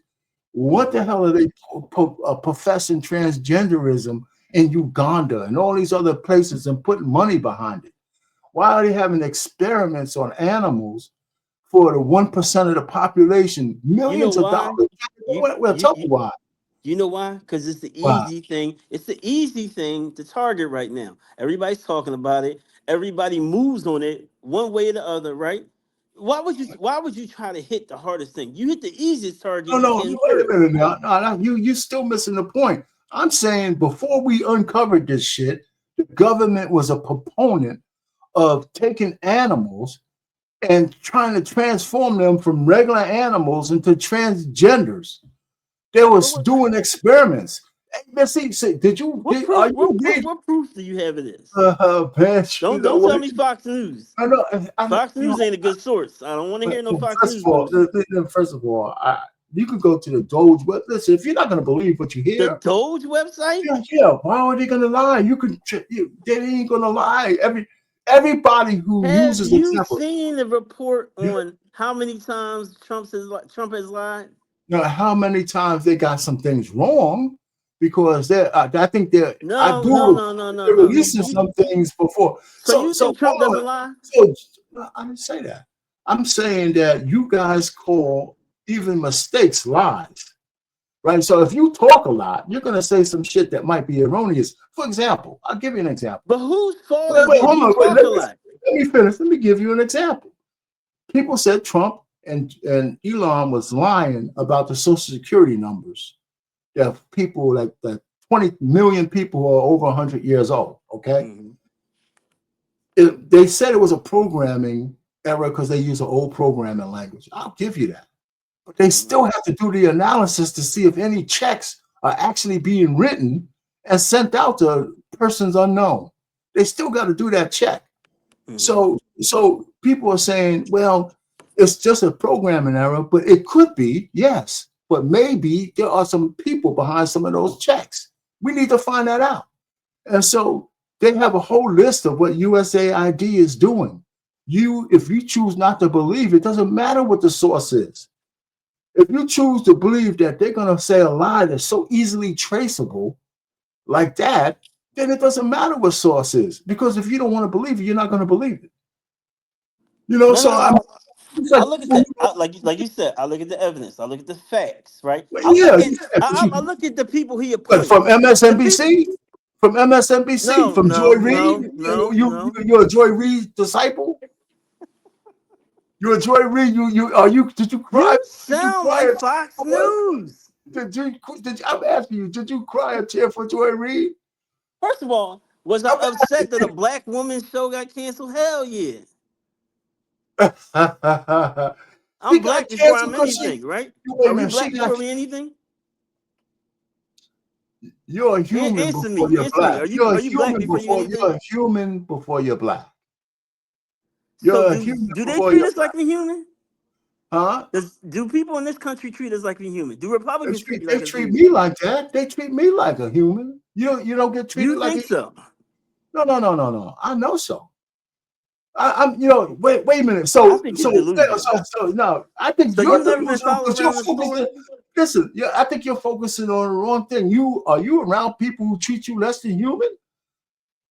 Obviously, no. I'm not around people. I've been Well, so how around do you people. if okay, wait a minute now. Let's stick right there. If you're not around people who treat you, how you know you're being treated less than human? Because somebody said so on MSNBC? Because of the admin. Because Joy Reid told you that? No. Because Joy Reid told you So ain't I take it you happy your show got canceled. Wait, hold on for a second. I You got don't even another watch guy. MSNBC. So why do you care that her show got canceled or Actually, not? I watch. I glimpse at all the shows. And you know what? I used to be a Rachel Maddow fan. Dig that. When I was in my idiot phase, so I heard. I used to follow Rachel when she was on the free radio station. So let me And ask you: are you woke now, R-Pain? No, I'm awake. You know what I'm saying? You know what I'm saying? Hey Trey, what's going on? God Man? forbid you be woke. Oh, here we go. What's good? I got a question. I got a question for the pro-black. Got the police in the building. The police in the building. Let me get this down. What's that supposed to be? No, would you rather be policed by white people? I'd rather be policed by people from my community. People from my community. Law enforcement, regardless. Somebody has to police. So who would you rather have? Listen, I don't mind black police. You a pro-black. You a pro-black. So I want to know: do you? Okay, so you'd rather be policed by white people? No, I was teasing. So then why is that a joke? Because I was one of the guys who were trying to help people that look like you. But this is one of the reasons why. I left. Because you motherfuckers don't even know when you got it good. Oh shit! Now I'm a motherfucker. Ain't that the bitch? Yeah. What's the question? My question is where does he get his information from? Because if Fox News is bad, where do you get yours from? I check all my sources. I don't go straight to CNN. I don't go straight to MSNBC. Can you be specific? No, because it's not one specific place. Give me 2 or 3. I cite all my sources. Give me 2 or 3. Like any good college student would do, right? Give me 2 or 3. You want 2 or 3 sources? Yeah. Where do you get your news from? Because you said that Fox News is reporting erroneous and bullshit information. Where do you get yours from? That's what I thought. This is exactly why we don't deal with pro-black, because all they can do is they can argue the negative. But when you ask them, well, where do you get your information from? They stutter. They ain't got nothing to say. You want to know where I get my information from? I'm black first. I get it from Roland Martin. I get it from Roland See, I knew. That's why I didn't want to say it. Because I knew it was going to start going crazy. Hey, R-Pain. That's exactly why I came up here to challenge him on that, because I knew he wasn't getting information from a credible source. I knew he wasn't. So Roland Martin's not a credible source? How much money was Roland Martin paid by the Democratic National Convention? How much money did they give him? I know he's paid some money. I don't know how much it was. Do you think that his message may be tailored, considered that he was paid by them? No. Oh, so you think that his message was fair and balanced? Yes. Oh, you stop. You crazy as hell. Wait a minute, Trey. Trey, you think Fox News message is fair and balanced? First of all, you know what? It's not catered to the sponsors. Why do you keep saying Fox News? You know what? I think I watch. You cite Fox News all the time. No. You said Fox. I didn't say my sources. No. The information you give out it goes right along with Fox News. I think I watch Scott Jennings on CNN more than I watch Fox News. Every time he's on CNN, he cooks all those damn liberals on there. He just be cooking people on CNN, cooking them like he having them for he has them like but on. Hold on, Arpane. Are you telling me everybody's the Republican is straight and everybody's the Democrat is a devil? No, I didn't say that. No. Okay, but that's the message you project out. Well, but right no, now, that's how you take it. Yeah, thank you. It don't take a rocket science to figure this out. No. I argue with Arpane about some Republicans, and we're both conservative. We agree on most things, and even I argue with him. No, that's I'm not the message. Conservative, but I'm still a Democrat. That's impossible. That doesn't make sense. What's conservative? There's not a possible way that you can be Democrat and be conservative in some of your views. Yeah, but not if you're following Roland Martin. Y'all lost your mind. Y'all lost your mind, man. Okay, y'all lost your mind. Can you give me another conservative? You're not like me. Can you no, you're right. I'm not like you. You're absolutely right about that. That's a fact. That is an absolute fact. You think that's an insult to me? You guys I don't think it's an insult. I'm agreeing with you that we don't think alike. And we never will. That right. We never will, because you felt bad for Joy Reid and I damn near did a backflip. So we're not the same at all, because she's trash. She's trash. And the thing she's had to say about black men, she's trash. Especially after she found out that this was one of the only times in voting history that a lot more black men were going to vote for Trump. The things that came out of her mouth was unbelievable. It was despicable. It was disgusting what she was saying. I don't know how you can be a conservative Democrat. That's crazy to me. So let me ask you something. The stuff that's come out of Trump's mouth, the actions he's done, have you not heard about all the court cases? He wouldn't rent to black people. Those black boys that went to jail, that was cool. I won't rent to black people. What's your point? You know how many black people have Swiss? Does that make it right? Whether you do it or not, does it make it right? Yes, it makes it right. It's my property. So it makes it right because you say so. I get to choose. Yes, you're damn right. I get to choose who lives in there. That's bullshit. And you know what the problem? You know the problem with y'all. Not built off of your criteria. The problem with y'all pro-blacks is that y'all never want to face the facts about what's actually real. The fact of the matter is that any property I've ever had that was destroyed, they were destroyed by black people, not the white people that I've rented to, not the white, even some of was meth heads, bruh. Some of us meth heads, and they didn't destroy my property the way black people have. I can completely understand somebody not wanting to put Section 8 black people in their properties. I completely understand it because they have a tendency to ruin it. They have a tendency to bring riffraff. My grandmother's lived in her neighborhood in DC for over 40 years. Nothing has ever happened in her neighborhood. They started letting Section 8 across the street from her. Now we got shootouts. We got shootouts on her block now all of a sudden. That's because you had a certain class of black people. If you had black people who were families, who cared about where they came from, who had values, who had morals, but if you let anybody in there, you're gonna get any kind of treatment. They own homes, Dre. And those types of people own homes, and they tend to be conservative. People who have something to lose tend to don't want to just give shit to people because they know what that means.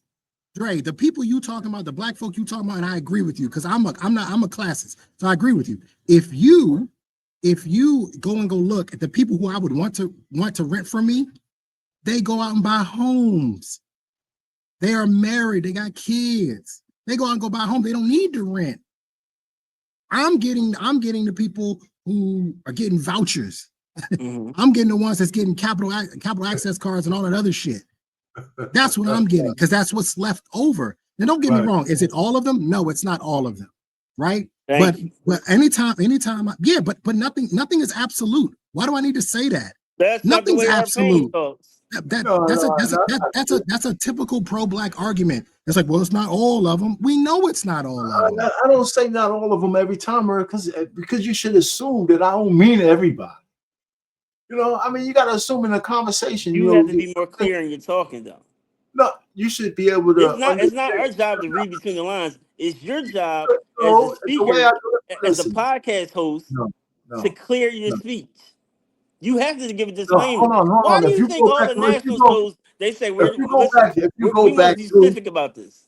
well, if you go back through what I said even today, right? I said that I was talking 90% of the black folks. That's not all. Is on the plantation still. 90%. And they were on there when they were slaves, and they're on there now on the Democratic plantation. 90% ain't all. So why do I have to say not all? There's 10% of people who are enlightened. I mean, it goes for everything else. I mean, some things should be assumed in a conversation, right? I didn't say all black women are married to criminals, right? I didn't say that. Dre, Right? let me So tell you this. Dre, let me tell you this. When you Trey, you own need to clean property, your bro, camera. trust me on it. I don't know if you do. But if you don't, when you own your property, Dre, trust me. Trust me.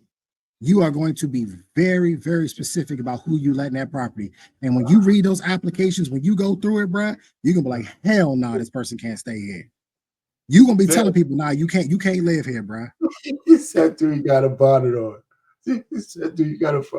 That's funny. I don't know either, man. I don't think he calls it a bonnet. It's something to cover my head for my dreads. Because when I clean, I do because dreads drop down in the toilet. Is that okay with you, Arpain? No, I listen. I just reading one of the chats. You know, the chat said he got a bonnet on. So he said no. Yeah. He can tell you. He can kiss my ass. Whoever wrote that. Okay. You know, eat a man. Not to the front, not to the side, right in the middle. You can kiss my ass. But listen, man. Listen. That's mighty specific. Yeah. he get that message, won't he?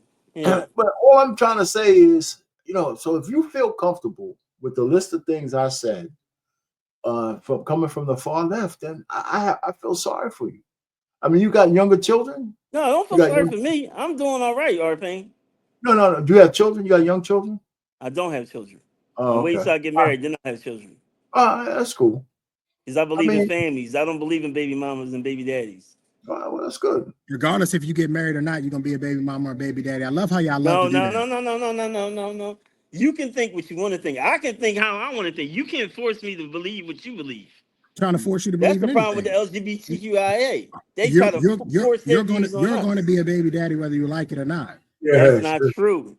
If I'm married to my wife, I'm a father. I'm a husband. Words matter. You muted. Okay. You say whatever makes you feel good at night. I know black people love, especially liberals and pro-blacks love titles. Y'all love these titles. So by all means, go right on ahead. But trust me, if your wife ever decides to change her mind and not want to be married to you anymore, you just became a baby daddy. No, I became an ex-husband. Okay, if you think so. Okay. Yeah. All right, whatever. Call it what you want. I mean, I won't argue. I know what you're trying to say. I won't argue with you on that one. But let's on if you're still married, yes, they'll put you together. Why would you get married? Why would I get married? I believe. Why would you get married? I believe in making a commitment to my mate. You don't need to get married to make a commitment. Listen, in my faith, you do. In Christianity, so you get married because God told you to? Yes, because the word of God says. So you're a virgin. You're a virgin then. Oh, here we go. Oh, okay. I just love to pick out the disparities I didn't of say when I did everything we right. choose to listen to God. Listen, no. I didn't say I did everything right. Okay, I know, but that's how y'all into the trap, man. That's the sort of righteousness y'all live on. Like, oh no, I'm gonna get married, and I'm gonna have a family, and I'm gonna do it the right way because that's what my faith says, and God told me. And then when you start asking, well, what about all the other God stuff? God tells you not to be gluttonous. Are you in shape? I didn't say. God tells you not to be gluttonous. Are you in shape? Yeah, there's tons of sins.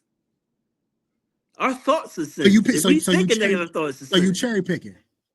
I'm not cherry picking. Listen, I answer your question straight up, right? Let me ask you. Oh, this is a good one for you, my man, Drake. Are you gonna take the $5,000 check? Hell yeah, you taking them checks. Are you taking the check? Stupid. What are you talking about?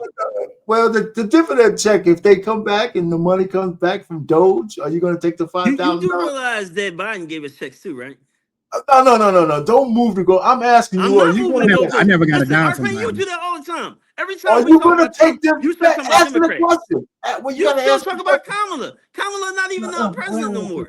Brother, you got to answer this question. We'll deal with your question after you take the check. Okay, thank you. All right, kind you're of gonna take question is okay. All right, then, man. You're gonna take that shit, man. Simple as that. I spent all the check. Every far left, every liberal, everybody who claim they hate Trump, they all taking them checks. Not one of them will send that money back. Are you gonna erase Trump's name off the check before you cash it? Nope, he gonna cash it just like. Why would I do that? They will look. Why would I do? First of all, if I try to do that, when I go to the bank, they be like, "What did you do to this check?" I didn't like the man who signed it, so I would erase his name. As a black man, why would I cause myself more trauma than I have to go through? Or do you have to be black for that, or just gotta be a man?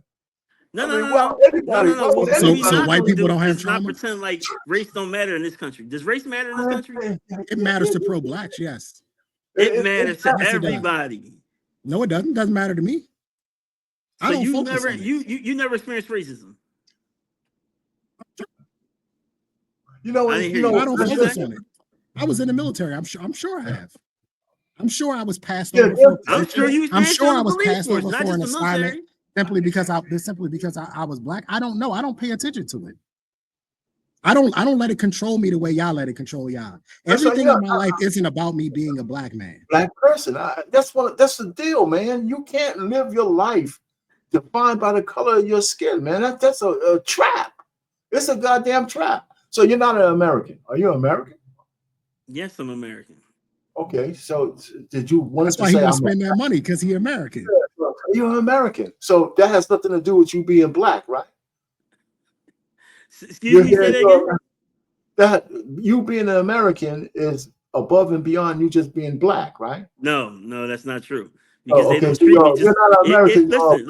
Listen. If this country would afford me the same opportunities as a white American, then I would say that. But no. What opportunity have you not had that a white? Let me ask you a question. White American. You gotta say it. Who's locked up more than anybody? That's because we commit the most crimes. Thank you. That's bullshit. That's bullshit. That's bullshit.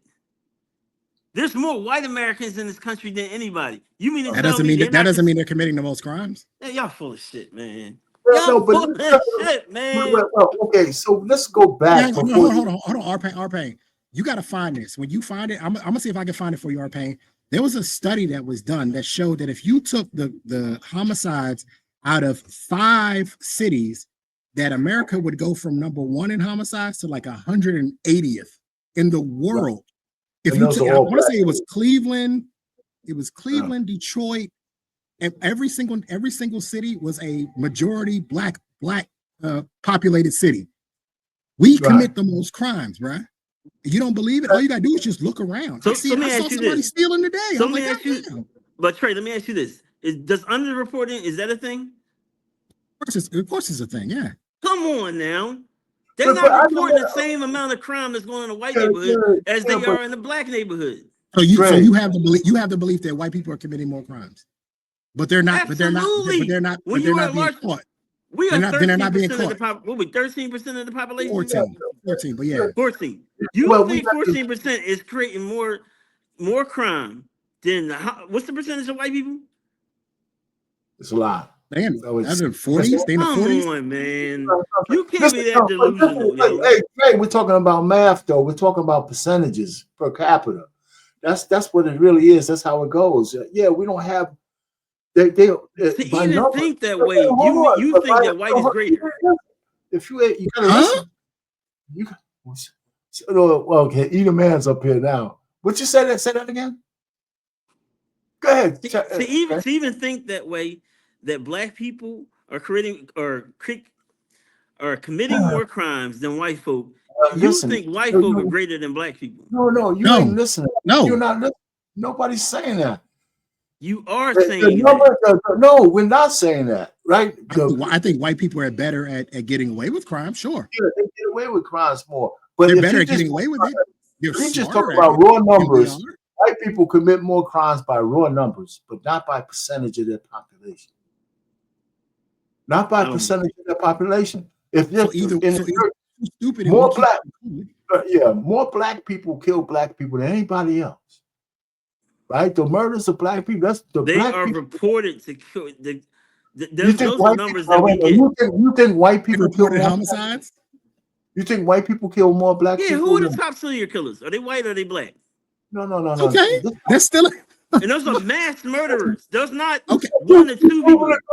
They're killing tons of people. You think that white people kill more black people than we kill Absolutely. ourselves?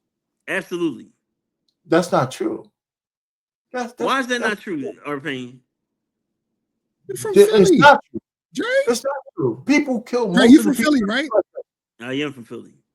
Bruh. You from Philly, bro. Hey, you're the man. Where you going, man? Come back. How many What's that homicides Philly? Yeah. What's that say?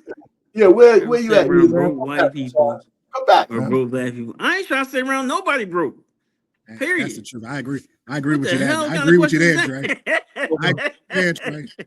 Dre. I mean, Dre, listen, John Hope Bryant has a great quote. If you're around 9 broke people, you about to be the 10th one. People can pull you down faster than they can pick you up. All right. Because here's the thing. Broke white people got their problems too. Absolutely. This trailer They got trash their everywhere. issues too. Yeah. I wouldn't want to be around them either.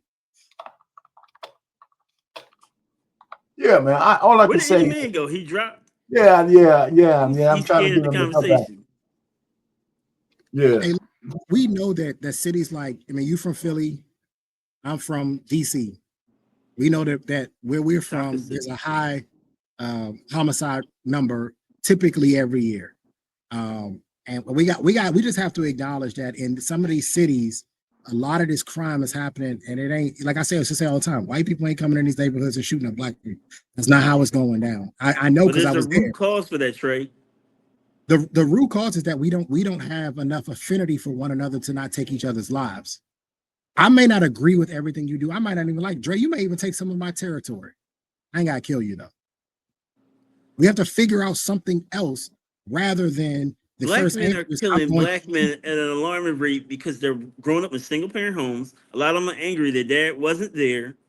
They feel disrespected by society because they don't have the same opportunities as a white boy would have when they try to go look for a job, right? Yeah, no, we really gotta correct some shit, right? Because you acting like there ain't no poor trailer trash white people that sit back and watch TV and drink and smoke meth and ain't doing shit. Chris Rock had a great joke. He said that there's a poor white busboy that would rather stay white versus be my black ass, and I'm rich. He'd rather ride it out being white than being me. Chris Rock, the liberal, the same man that got smacked by another man on national television. You do realize he has but he has a condition. He has a dyslexia. He doesn't read body language like everybody else does. His brother talked about it. So that's can you have Dre? Can you have Dre explain what opportunities he hasn't gotten that white people had? He's moving to go. But I'm asking. I want him to tell me what. I'm not moving the goalposts. How could can you go to college, Dre? Say it again. Can you go to college? Yeah. Yes. Can you take out a loan? That don't mean that. Can you take out a loan? Can you buy a home? But hold up. That doesn't mean I can go to the college I want to go to. Says who? Okay. So what if I want to go to the best college? What if I want to go to Harvard? Are your grades good enough? Are your SAT scores good enough? Listen. What you going to say? That's not the only way you get into these schools. What about the legacy kids? You got to qualify. Okay. So that means at some point in time that their family did it. So why don't you start it off? Because your family don't have the legacy, right? No. So that means you need to start the legacy. I wonder how the legacy started, though. Doesn't matter. It does matter. No, it doesn't. I'm about to step off, but this is the problem, Arpain. You're too busy worried about everybody else. Yeah. Why don't you get your grades up, get your SAT scores up, get into the school, and now you're a legacy. Now you can start it. But Trey, you know what's funny? This is the same argument as I'm about to leave. Dre, I promise I'm about to leave. Why don't you pull yourself up by your bootstraps? What other choice do you have, Dre? Boots? How the hell Dre, what other choice do you have? What other choice do you have? You think the federal government's gonna help you? You think they're gonna help you? No. What other choice do you have? You have no other choice than to do the work and do it yourself, pull your own. Listen, you have no other choice. I agree with you on that. I agree with you. on Okay, that. so when I say things like but you get just the good because grades and you get the SAT scores and you get into the school, so then you can start a legacy. I may disagree with either man, but one thing I will give that man credit for, he put in the work. Yeah. He put in the work. I gotta respect that.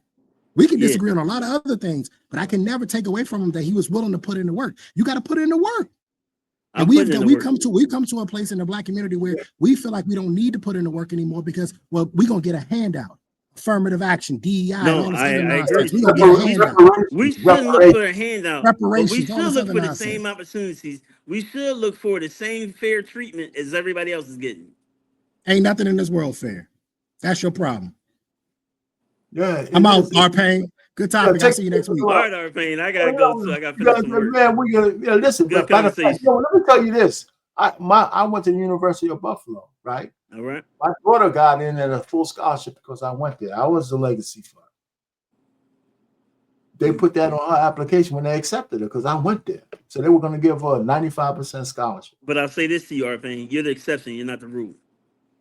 It doesn't matter. The fact that first of all, you could call me the exception, but I'm not. I'm not rich. I'm just a regular guy who just said, I'm not going to fall prey to the bullshit. And I know I had to make my own thing. Let me ask you something, though, Arpain. Are most people the product of the environment? Majority. If they let themselves be. Because no. That's not what I asked you. It's a yes or no question. It's a yes or no question. Most people are a product of their environment. That's that's not where the question stops. But they don't have to stay there because I know it's the same reason why you wouldn't hang around broke people. They can pull you down. But hold on for a second. When you say a question like, are you a product of your environment, for what your environment was and for how long? Because if your environment was bad, what did you do to get out of that? Right? I lived in southeast Bronx. I was around the gangs. I was around the drugs. I didn't stay there. I had to get out. Eat a man. Stop eating on the show. No, man. Hey, go ahead, Eat a man. What's that to say? Hey, you know my man up here, Mr. Ultra Liberal? Yeah, I hear this delusional ass dude. He's talking about some white people do you think white people better than you, bro? That's what I came up with. No, I don't think white people better than me. I think white people have better opportunities than me. Explain it to me. Help me understand so I can try to come to the liberal side. What opportunities do you think white people have that you don't? We just talked about it with the legacy. Do they not have more opportunities to be a legacy student than anybody else? No, we all got the opportunity to be a legacy student. No. We're not talking about what can go forward. We're talking about right now. No, they don't. So there are not more white people that have legacy, especially in these higher institutions, in your Harvards, your Stanfords, your UPenns. See, that's the problem with you is that Harvard is not telling black people they can't come to their college. Just because you don't say it out loud doesn't mean it's not happening. No. Tell me the year that Harvard said that they're not accepting black students anymore. I just said it to you. Just because they're not saying it out loud doesn't mean they're not doing it. No, you can't get away with that, man. They ain't saying it, man. They're not saying it. See, all right, man, I got some work to finish. I'm gonna holler at you later. Man, it was nice talking to you. What's up, man? About him is that he's a liar. Like he tried to pull a strongman argument and say legacy. Legacy have 100% to do with the people who came before you. Have nothing to do with other races. It's crazy that in 2025 we have black men talking about our legacy is this way because of another man. Do you know how crazy that sounds? It's sad, man. It's sad. It's keeping us down, brother. It's keeping us down. So, man, what brings you over here, man? Just slumming? Yeah, I'm just up here listening to all this craziness. Talk about man. I was about to cut out, man, until this guy came up. I said, man, I can't leave on this note. When he put that message to me, I said, wait a minute. Yeah, I get it. Dude came over here with a bonnet, and we normally don't see men in bonnets, so we had to make special exceptions and stuff. I get it. I just, in reality, what it really ask you a question. What do you think about DOGE? I know you're conservative. What do you think about the first 30-something days, man, since you're here? topic, and how does it look for the future of black men in America? When I say men, I mean men and women. Well, I think first of all, the one thing that people are upset about DOGE is that they're being transparent. They're coming out with the information fast, right? That's one thing I love. One thing that Elon Musk said was that I am literally going to come out with the information really fast. I might misspell it, but I want to be transparent with you guys to let you know what we're doing. Right. See, what we done seen in this country is 100 years and having no clue what the government is doing.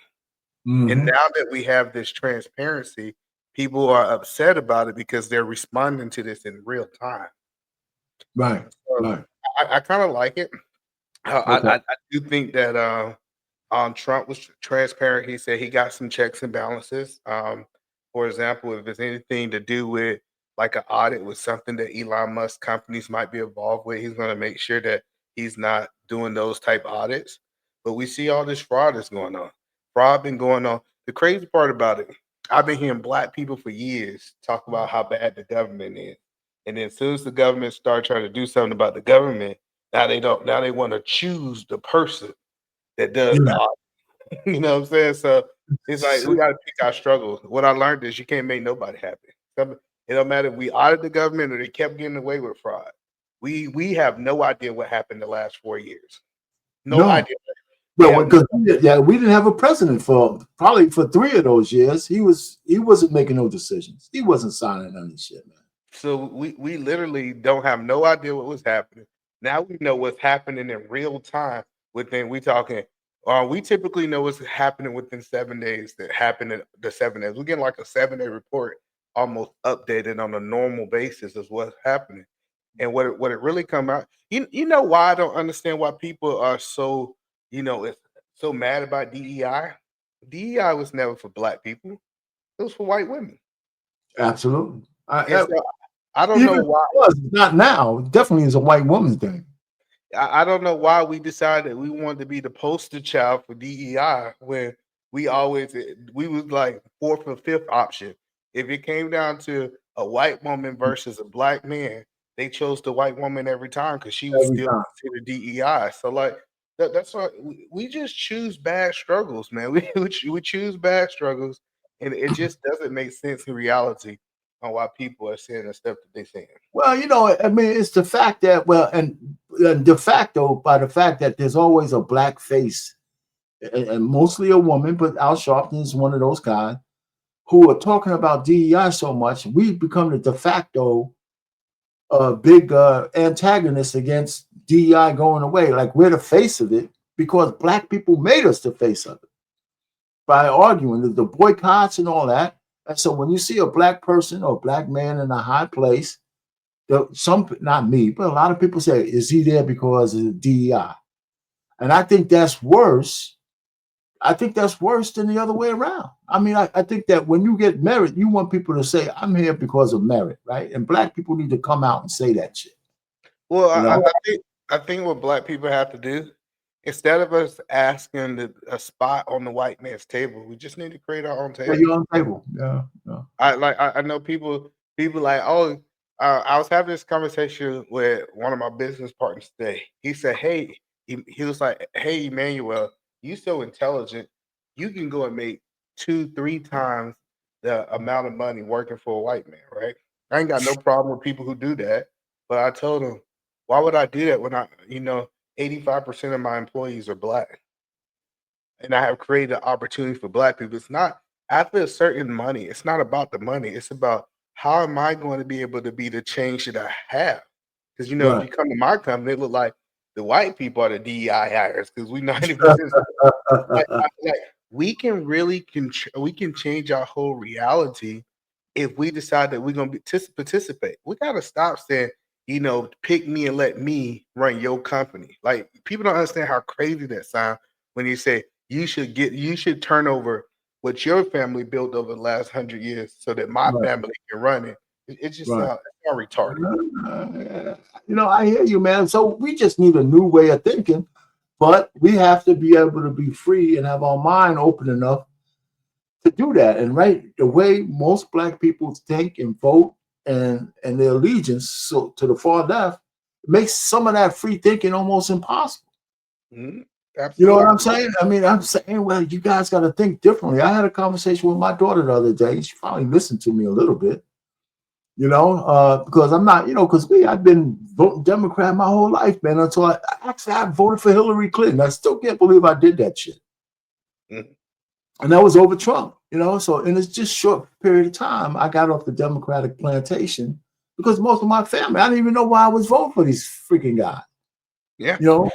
But you gotta understand that Black people didn't really change. Like, you look at the percentage of how many Black people still voted Democrat.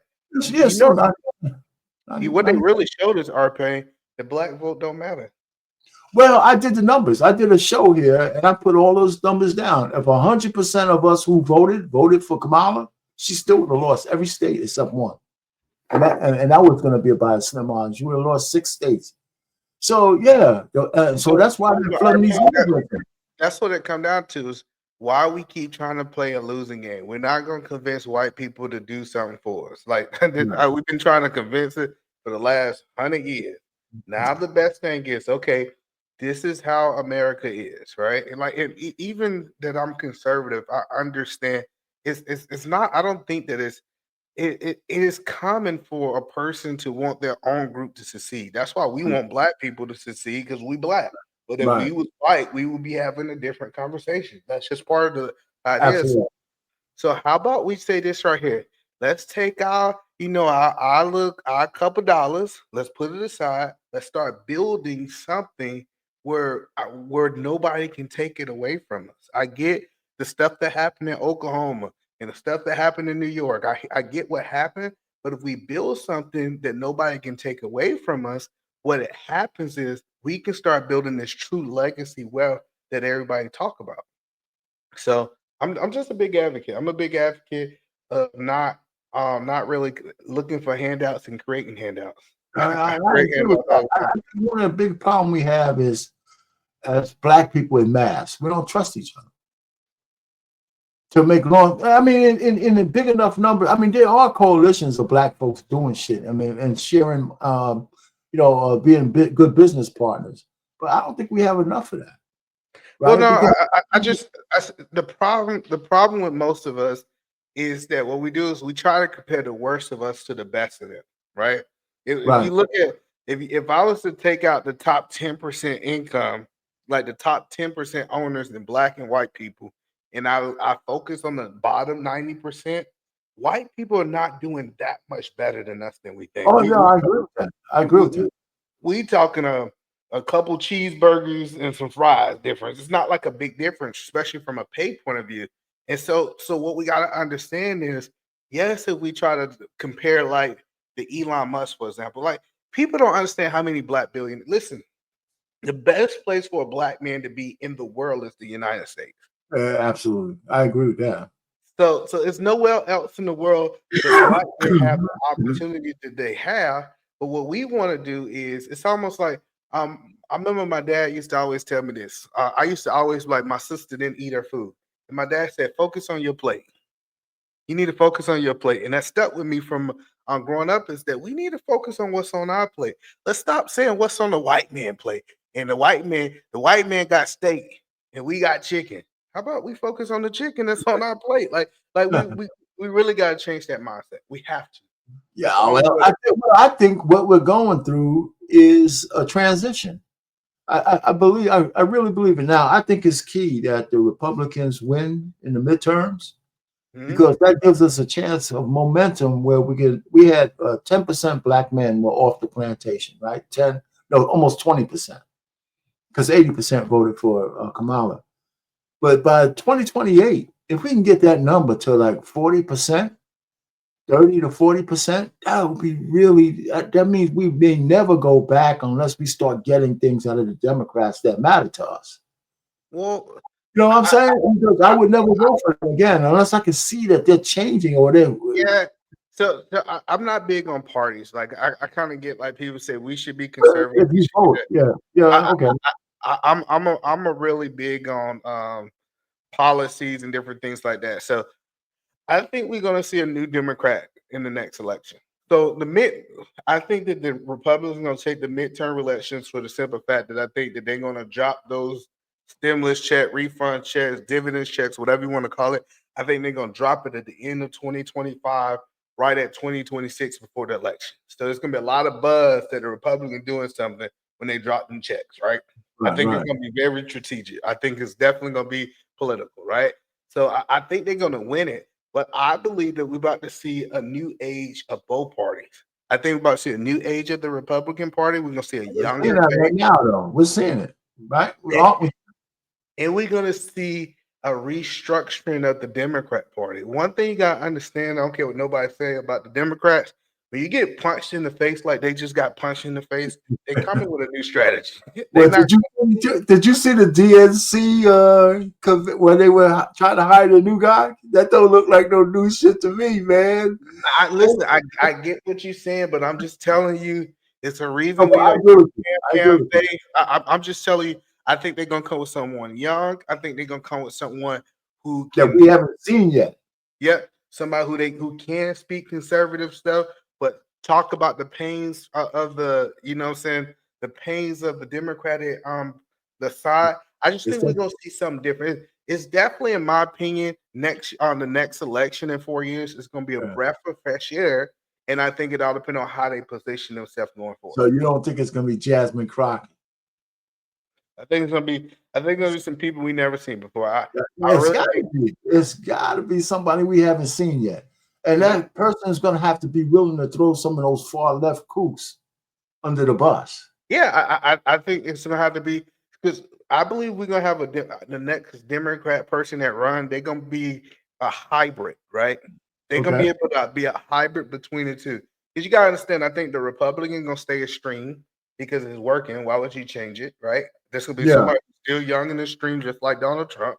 But then I think for the Democrats can say, hey, let me kind of cater to these formers. Let me start catering to these people who got really hurt over these last 4 years. Because we do know that it's people who voted for Trump that's upset because they got caught up. It's like, you know what I'm saying? Everybody going to jail. I don't know if you ever seen the drug bust. Everybody in the house going to jail. Yeah. Like, well, I wasn't here selling drugs. I was just doing drugs. I was just here because my cousin had me here. And it's a lot of people with the DOGE audit. They was what we call bystanders, or what is it called when a stray bullet hit them? What you call it? Collateral damage. That is collateral damage. But you gotta say you gotta close the faucet to fix the problem. But let me put it this way: it's a good deal. A lot of those people are liberals. Well, it's a lot of liberals who came over. So you gotta understand the reason Trump won like they won, because there was a lot of people who was former liberals who came over. But you got independents who might have leaned liberal came over. Yeah. So because you gotta understand, when he first cut off, you gotta understand. I got a lot of family, right? So I had got calls. I had got calls from my family that runs daycares. Yeah. He cut my check off. I had my like it was a lot of people who was dependent on the government at a large scale, and they wouldn't do anything wrong. But when Trump cut it off, he didn't go through. See, people think that when he cut everything off, he just said, we're not going to give it to this person, this person, this person. No, he was cutting the whole industry off. No doubt. He cut the whole industry off, and then he got new enemies. He created some new enemies who put him in office. Now it's still a numbers game, but you know. But what what everybody ain't talking about? How he cut those, or how he, after they patched it up, they started turning it back on for people who was legit, people that was this. So he cut everything off and slowly started turning it on. Nobody want to talk about the people who getting the checks, because people getting checks right now, right? Yeah. Oh yeah. I know about they might got cut off in January, and they starting to, not only they getting checks, they getting back checks of money that they was owed, right? Yeah, exactly. So that's a lot of people. They want it right now. They want their money right now, and they mad about it. That's just, it is what it is. Well, I mean, listen. Okay, so let me just throw this out at you. It's not him, but we're talking about what you're talking about for the Dems is like a Stephen A. Smith kind of guy. Yep, absolutely. Right? Okay. We're gonna see this next election. They said, "Hey, we saw Cam. She didn't have the gift of gab. I think we'll have somebody who got the gift of gab, who can really articulate themselves but still push the agenda." See, the problem with this election is the Democrats have always hit their strategy. They always hit their strategy. Like you go back years and years, you say, "What was your strategy?" And they say they didn't know, right? And then she kind of exposed what the strategy was and what was going to happen, and a lot of people wouldn't on it. So I think it's going to be somebody who can say a lot of words that really don't mean nothing. I think it's going to be somebody who can speak freely. Like it's going to be somebody who understands the Democrat fight without somebody having to script them to tell them what to say, without a doubt. I mean, we're in for some interesting time, man. I'm telling you, man. This first 30 days, like on my channel, I'm doing like political reactions. So when my girl has her press conferences and she has people up there, I'll do a reaction to that or a few other things. It's so much content you could talk about because you pretty much I have an opinion about everything. I don't have to be right all the time, but it's just a lot to talk about, and I do have, politics is in my title, so I got to talk about it. So what do you think about old girl getting laid off? Was she at NBC? Joy Reid at MSNBC. Listen, man. You know what? She was, first of all, she was a racist. She was and I don't call black people racist, but if there was a black racist and you could define it, it would be Joy Reid. I mean, if you listen to some of the shit she says, the only reason why she was able to get away with it is because somehow black racism doesn't get treated like white. I mean, she would be like almost like David Duke up there talking about black people. She said some foul shit, but that's part of it. I listened to her a little bit enough to know, and I've seen a lot of clips of her. So what about they're replacing her with, who is it? Simone Sanders, the big girl, and the black DNC is Richard Steele, not Richard Steele, but Steele, and another lady. So it's not a racist move to take her out of there. We can't say. Let me tell you why we can't say it's racist, because they offer her. They said, "Hey, they reviewed the ratings, right?" And they said, "Hey, after reviewing the ratings, we can see that you was not bringing as much money," and they renegotiated her contract, and she reviewed. Okay, that's not a fire, by the way. That's just not come to a mutual agreement. That's what that is. But to hear there, that's not important. But the whole point that I'm trying to understand is now, because they replaced it with a black woman, right? Yeah. Yeah. So how can we pull the race card if one black woman lose a job and another black woman get a job? Well, not only just a black woman and a black man, because it's a team of people. It's a threesome, a team of three. Yeah. Right. So I think that's what it really comes down to, is that we got who's calling it racism. Who's saying it? I mean, it's the race baiters are calling it a racist move, but it's not. It really is not. It's just a business move. Yeah, I just think that so what we're seeing though, even like the what's this guy, the 4-star general. Yeah. Like we got one thing I really hope that we get to a point, our pain, that we're not saying that everything is about race. Of course it seemed like we get black folks, hey, check this out. Little Susie at McDonald's got fired even though she was late to work 8 times. It had to be racist. You know what I'm saying? We know little Johnny daddy owned the restaurant. He was late 4 times. Why did little Johnny get fired? And it's like, oh, because little Johnny white. No, because his daddy owned the restaurant. Let me put it to you this. I talked about that before you came early on, because Anissa had a question on that, right? I said, listen, they fired him because his ideology is not of the old administration, not this one. I said, so just like a coach, just like a general manager coming to a team, he wants to hire his own quarterback. He wants to, not his own quarterback, but his own coach. Yep. Somebody who wants to follow his program, and the old regime might not be there. So you're not giving me my first thing. So Trump looked at his thing, and a lot of his planks had to do with DEI. Yeah, but I think what we don't talk about is in 2016, Donald Trump put him in the position. I didn't even know that. Yeah. So see, this is the crazy part. Donald Trump can hire you and put you in position, but he don't have the power to fire you and take you out of position. That is crazy. That is crazy. I mean, that's only because of these people saying that, you know, he got rid of him. though. He's replacing him. Yeah, he's replacing him like that. And I think that's the key. Is I have seen CEOs come in and they always bring their own assistant. They typically always bring their own CFO. They bring people in that is a part of their team that's going to push their agenda. Because they don't want to have to fight with somebody old way of thinking. That's just There's no doubt. So that's just business. And the other thing is, we don't need to cry for this guy. He's gonna be all right. You know what I'm saying? He's not. I think he had like year 35 in the military. Like year 40. He's gonna be okay, huh? I think 40. Yeah. He's gonna be all right. Listen, they're gonna snatch him up, and he's gonna have some kind of seat on some board somewhere, making $500,000 a year. Well, I was told that he didn't get kicked out of the military. He just lost that. He'll probably retire though. He'll probably retire. Yeah. So I think those guys. I don't think those guys. And that's right. He's not kicked out of the military, but he's not going to go and now take orders from somebody. That's your cue. Yeah, you got to understand. Like at 4-star generals, he ain't taking that many orders anyway.